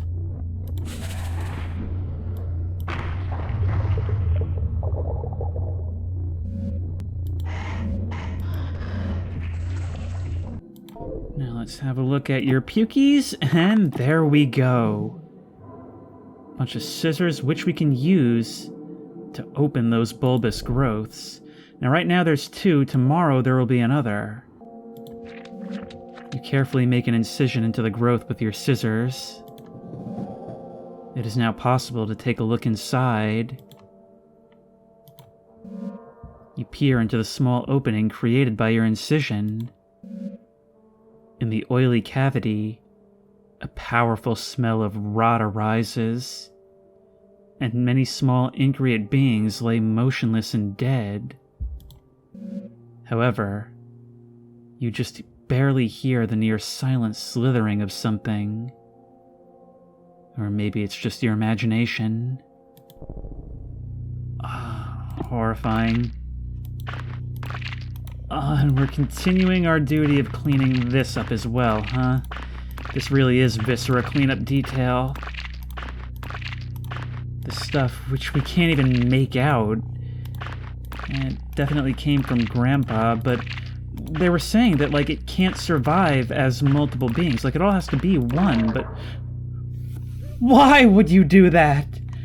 Okay, only like 3 hours into recording, and there's the first jump scare of the game. And you had to wait until I touched you. Somehow, it was like feeling something move in my own hand while searching around in a pile.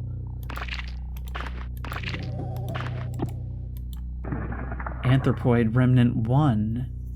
A self-sufficient animal form knit together from years of ambient thoughts left to crawl around the basement. Grandpa may enjoy the flesh.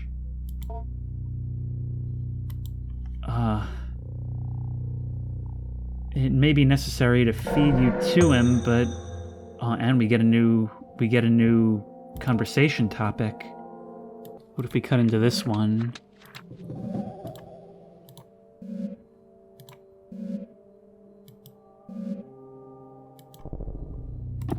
Same thing.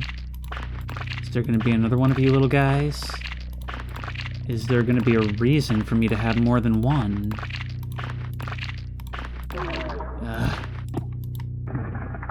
Anthropoid Remnant 2. That's such a disturbing thought. These beings created from... even to call it that, ambient thoughts. Alright, now... we ask about your little friends. The little ones. They grew like seeds off my skin.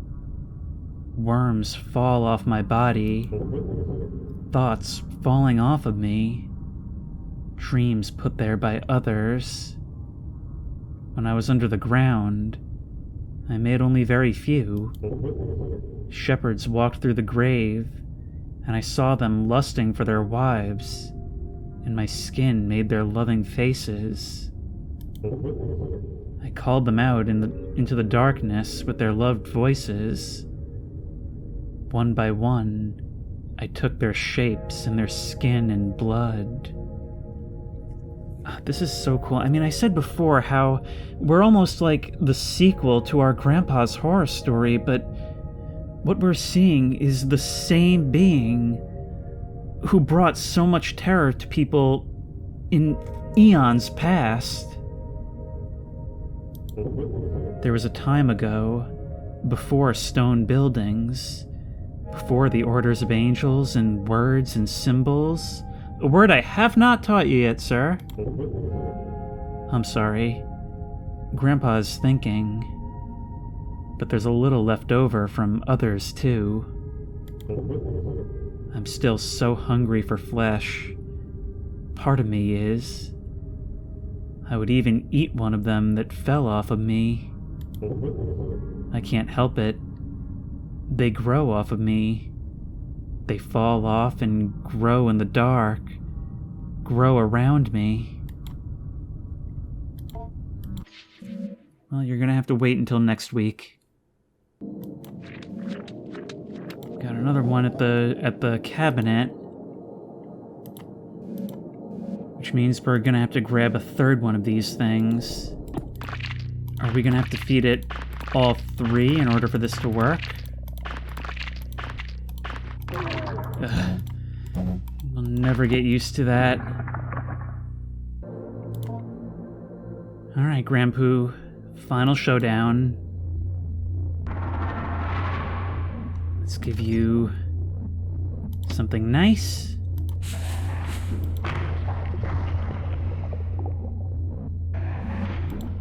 Let's give you something not so nice.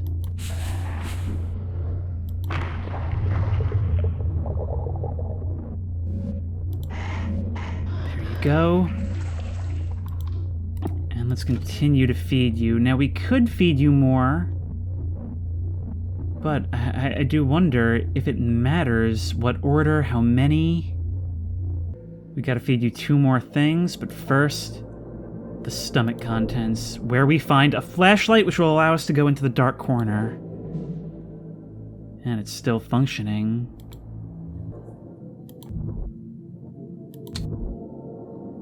Oh. The waste bin and the bookshelf. A classic of alchemy. On the virtue of the prudent when dealing with devils, seen or unseen. The splendors and terrors of God's creations inhabit the world of both seen and unseen. And just as one will not grapple with a lion, lest they be a fool, one will not approach a being of the mind or ether without foreknowledge thereof. There are beings with no form, hiding between towering columns of air, and only appearing by slipping into the heart or mind of evil and unclean men. But still are there more beings which straddle the realm between the seen and unseen creatures, feeling through the air to see the heart or mind of men. It is only by God's grace and his angels and servants crushing these beings under heel that a magician might compel them to the magician's will. And so a magician must be perfectly clear and unerring in intent and ritual granted to us by God, or else these devils, seen or unseen, will devour them, that being their nature. On the nourishing of devils of a particular type, certain devils of a particular nature are nourished by the element of fire, others by attention and prayer given to their idols, still others by stranger and more obscure means. By God's grace, the requirement for nourishing a devil as part of a contract only requires a token of these givings. That is, a symbol. If a devil hungers after flesh and would strip a man of his bones in its devouring, the devil's hunger in nature which thirsts for flesh can be held in abeyance in the ritual act of giving blood in only a few drops. However, the contract must be completed in full, for if the magician errs and does not provide in the devil instruction and guidance, the devil, once abjured to do no harm upon the magician, will return to its devouring nature. So I think that's the sign that it's got to be all 3. Another paper doll, just like the one we found before. And we can't interact with that book. Thank God. I am tired of reading. Let's check out the waste bin. Oh, the combination was in one of those documents. Actually, wait, I just saw the photo of Mom in the study corner while I was looking for the combo. And I just thought of something. Yeah, oh, yes, yes, yes! Oh, but that means we have to find a picture of Father, too, right? I mean, there's 2 paper dolls. Alright, 32, 32, 45. Excellent. We're unraveling this. I love the part in an adventure game when it starts unraveling, and you just start making so much progress so quickly. Alright, 32, 32, 45. The lid unlocks, and with some effort, you move the heavy lid off the bin. There we go. A photo of your father as a young man. Are we really gonna want to grow this form? And there's all kinds of disgusting stuff in there. It looks like maybe even some whiskers. Right, let's use our magic glue. And now we've got the 2 effigies. And I get the achievement Essen Plastic Book Fair, which means we have all documents. I think we're ready. Need to go to Grandpa. And if we observe him, you need iron-rich meals.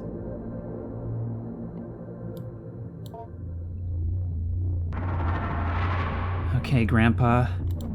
Here's a meal I really think you're gonna like. Excited by the flesh, and the cilia wave like crazy. There you go. The meal appears to have been particularly well received. Your offering of flesh stirs something within Grandpa. From within the folds of its body, a wiry, proboscis-like appendage begins to emerge. It may be worth taking a look at this after the feeding. Knowledge you have recently acquired has given you access to a new conversation. Proboscis. And we will, but only after the feeding. After all, it would be rude to stop now, wouldn't it? You've been sated, but may come back very soon. But now, when we go to Grandpa, we have new options. Offer Mother Doll doesn't appear to be interested at the moment. Examine Proboscis. You motion to Grandpa to approach, and point to the thin protuberance. Grandpa silently ambles closer to the bars, and fully extends it towards you. A minuscule needle extends from its tip. There appears to be one more thing you must give, if only for the sake of propriety.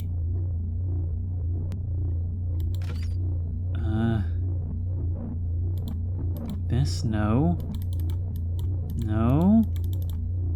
There's something else then? Maybe if we try...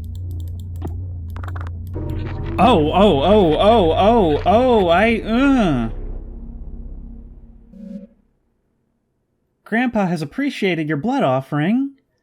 Oh, it's just like family summer barbecues. He'll receive a symbol or totem from you now, although only one per offering.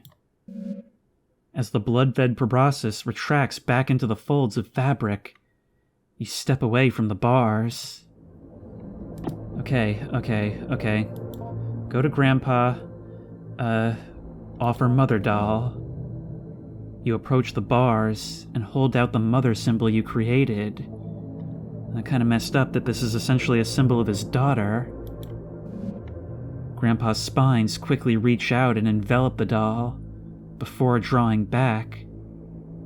The doll quickly vanishes within the folds of Grandpa's skin. Constructing and then offering your mother's image to Grandpa, symbolically sated by blood, instills in you a concrete sense of completion. I think he's actually started to guide us somewhat telepathically. It was actually hinted at in the other ending. Grandpa gives a soft, affirming grunt as it senses deep within your mind the ritual transformation of your desire. Although Grandpa must receive both a mother and father totem before the fulfillment of your wish is assured. So in order to do this, we'll probably have to feed you again, right? There you go. And then we'll have to make yet another blood sacrifice and then give you yet another effigy. Here's some more of my blood for you. This one for my father. But there are 3 of these things. There are 3, so... Oh, for Father Doll.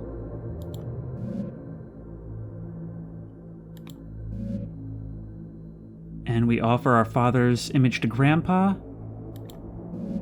And that too is complete.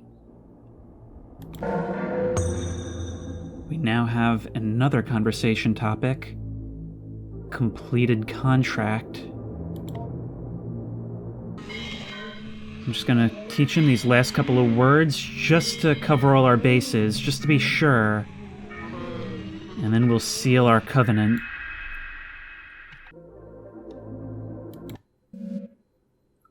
I've just realized we never actually saw his final form.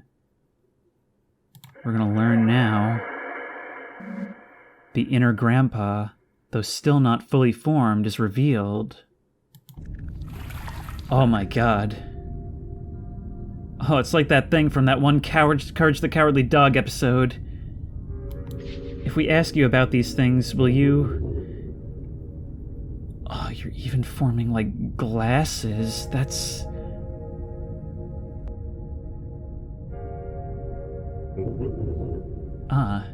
You're asking me about your wish. When you wished for me to come back, that's when I knew I would. Your desperation was strong, and your wish for your parents, well, if you give me what I want, I'll give you what you want. You know I love you. I am for you whatever you want, and I love you just as much as you love me. But desperation in love is not enough. People deep down know they can't get what they wish for without some transformation. There is something that sits at the root of everyone's soul that understands the separation between them and eternity. You may desire something, but you know you will not get it without some movement on your part. So it's not enough to just wish, which you know will not work. You must wish and a little more, to transform your intention into something that might fructify, or for desire to become reality.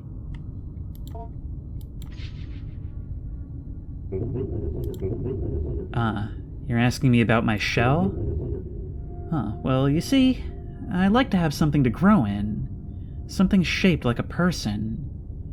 It just helps to have something surrounding me when I don't have skin. My whiskers do the growing. My whiskers? Yes, you know, the hairy little things. It's so strange how it's actually starting to, like, talk to me like a grandpa, somebody who's simplifying and trying to put it in a way I'll understand, rather than before where it was speaking very matter-of-factly, just while sort of superficially wearing his voice. I'm a part of it, and it's a part of me. However, my whiskers are what heard you wishing for me to come back, and so they went to work in the shell you provided. The shell also helps you envision me as what you desire. You have such a nice imagination. If I weren't in my shell, you'd have my whiskers exposed and knitting together my face. That might interrupt the feedback loop of my reading your desires. And then, acting upon the desires I've read, and then once again reading your reaction. We wouldn't want that interfered with. The material of the doll you put down is a good fit. It's not the most comfortable, but it is quite flexible, and thankfully my shell was able to adjust nicely to my growth.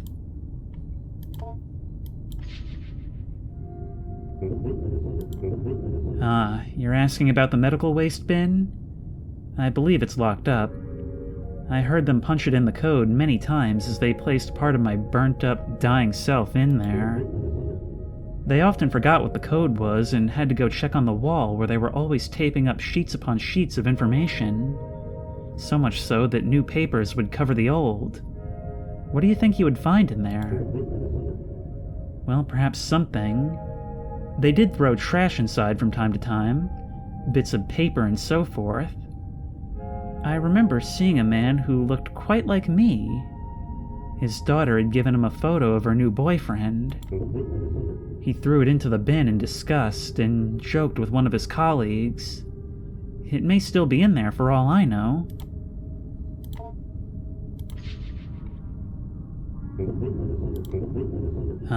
You're asking about language. Well, the more you taught me, the more I was able to learn myself by hearing what you're thinking and saying. A week ago I could speak a little bit, but I was less of what you imagined me to be and not quite the talker I am at the moment. Part of what I'm saying is, of course, made up of what you expect me to say. I think I'm very comfortable being open and honest with you because I'm your grandpa, and I love you. And certainly that makes up part of what I am. However, there is a part of me deeper down, the thing that created me maybe, that undying nucleus. It's answering for me as well, and is unaffected by whoever might shape what I become with their thoughts. Now that's surprisingly candid. It's like this thing is mimetic to a point, but also able to be open about the part that mimetic part doesn't control. It's almost like it's two separate sides to one being that don't always work in conjunction, but ultimately do.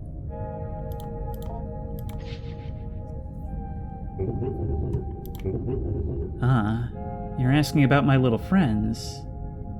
Well, yes, they come from me.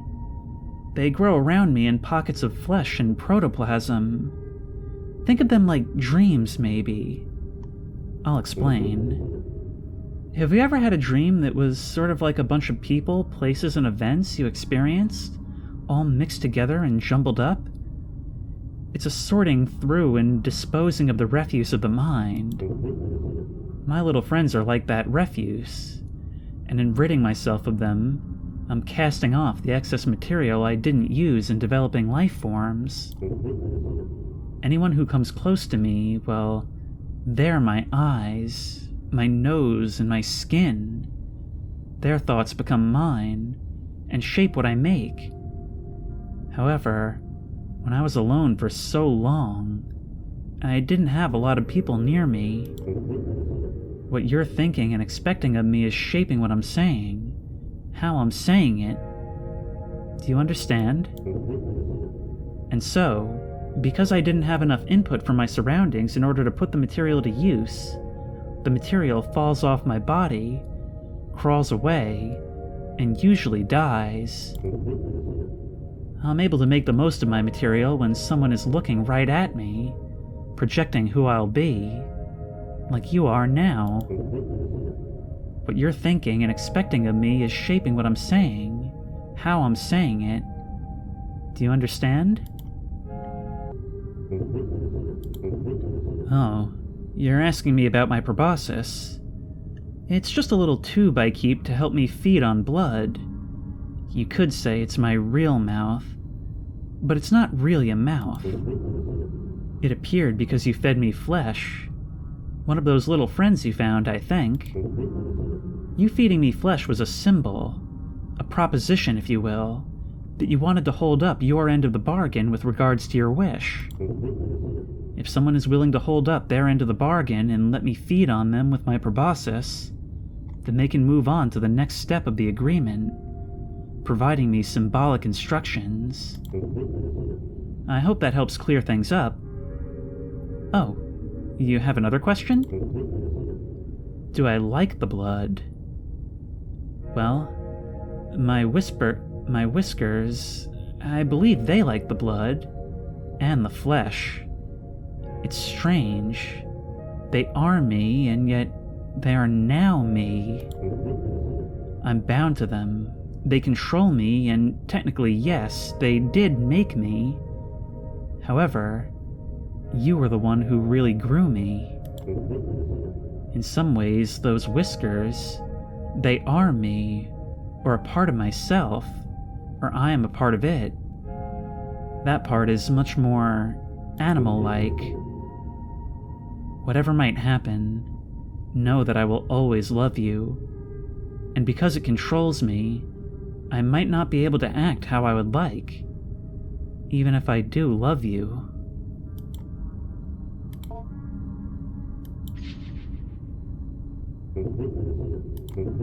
Thank you so much for completing the contract.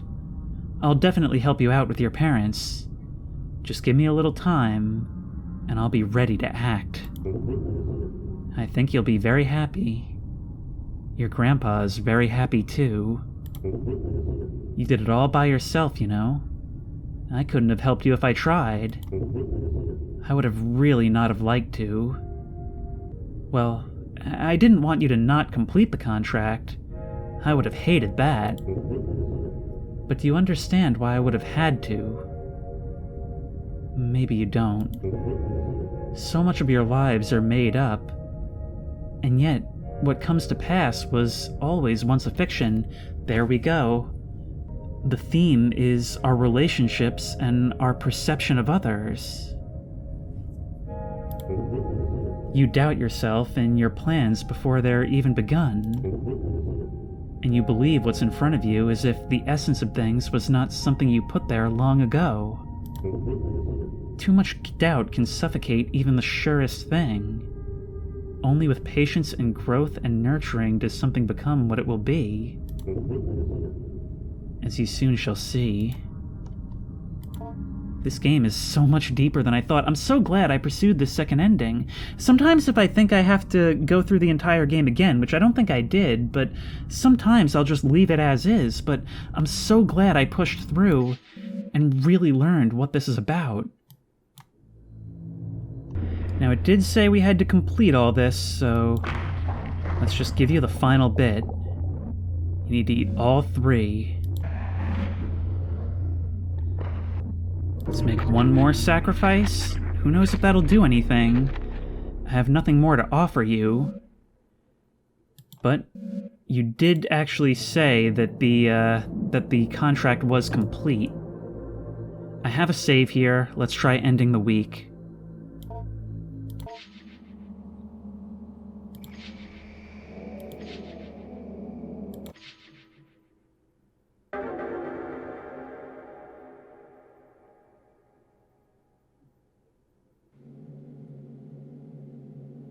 I met with Adrienne one final time, in order to see if I could not reach some sort of resolution regarding her emotional trouble. In these past few weeks, according to the reports of her teachers and peers, she's shown a remarkable transformation in conduct. I would also add my voice to this consensus. It seems as if, in our time together, much has changed for the better. I'm not suggesting our meetings were the sole source of her sea change. I think something happened in her home life that has reoriented Adrienne completely. She seems to suggest as much, at least in her usually esoteric way when we last spoke. Something tells me something may have changed with Grandpa. Yes, well, something did change. I'll write down her words verbatim here. I went down the stairs like I always did, but I sort of felt like something was different. My parents weren't arguing, and I felt something had changed with Grandpa too. There was a weird noise, but I wasn't afraid.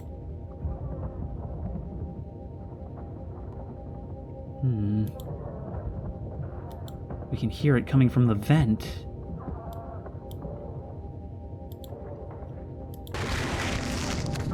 Oh my. There they are.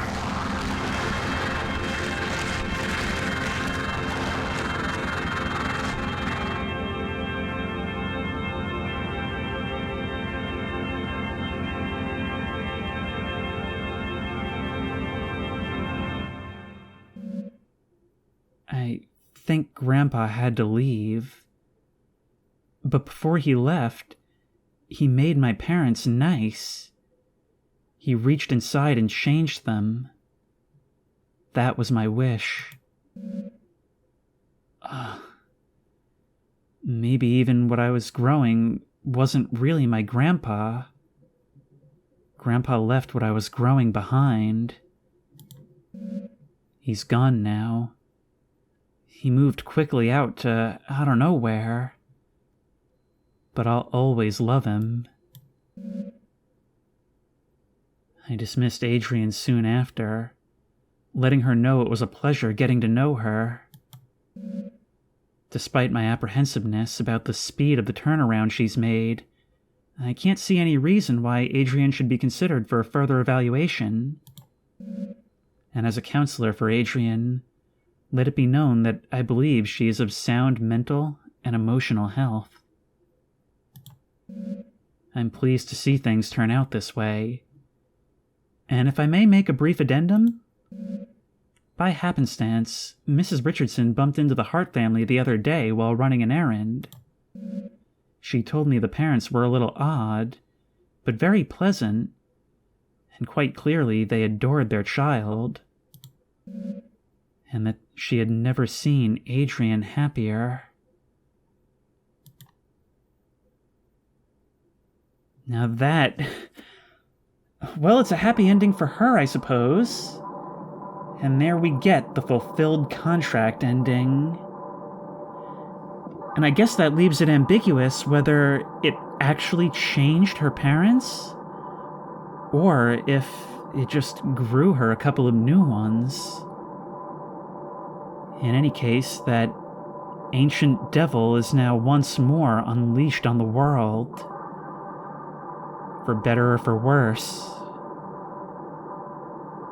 So that was Growing My Grandpa, and that was absolutely incredible. It had all that psychological and body horror. It had actually surprisingly deep themes that were conveyed so well. And all the while, it was able to present it to us from all of these different perspectives that kept us guessing as to the nature of what was going on all throughout. Now, of course, this game being more of a visual novel, it was quite a mouthful, and I'm not going to spend a lot of time singing my praises again throughout the ending here. But suffice to say, I am so glad I finally got around to playing this. I mean, it's almost 5 hours of recording now, 4 hours, 40 minutes. Granted, I did take a couple breaks, and I did needlessly play through the game again, and I spent a lot of time tripping over my words because, good God, use some commas, please. I was gasping for air in some of these dialogue sections. But that was quite an enriching experience, and I'm glad I went through it. I mean, I feel like a good story is one where you can take the things you learn from it and apply it to your own life. And in this case, its message about relationships and the way we perceive others, and the way others mean something to us, I think it's imparted a really good message with that, even if it's done it in a really messed up way. But if you like this video, please remember to like, comment, and subscribe for more creepy and comfy content. If you have any ideas for other videos you think I should do, the best place to suggest that will be at the Discord, which I will link in the description. If you want to try this game out for yourself, that link will also be in the description. If you want to support me on Patreon, that link will be in the description. And as always, I will see you in the next one.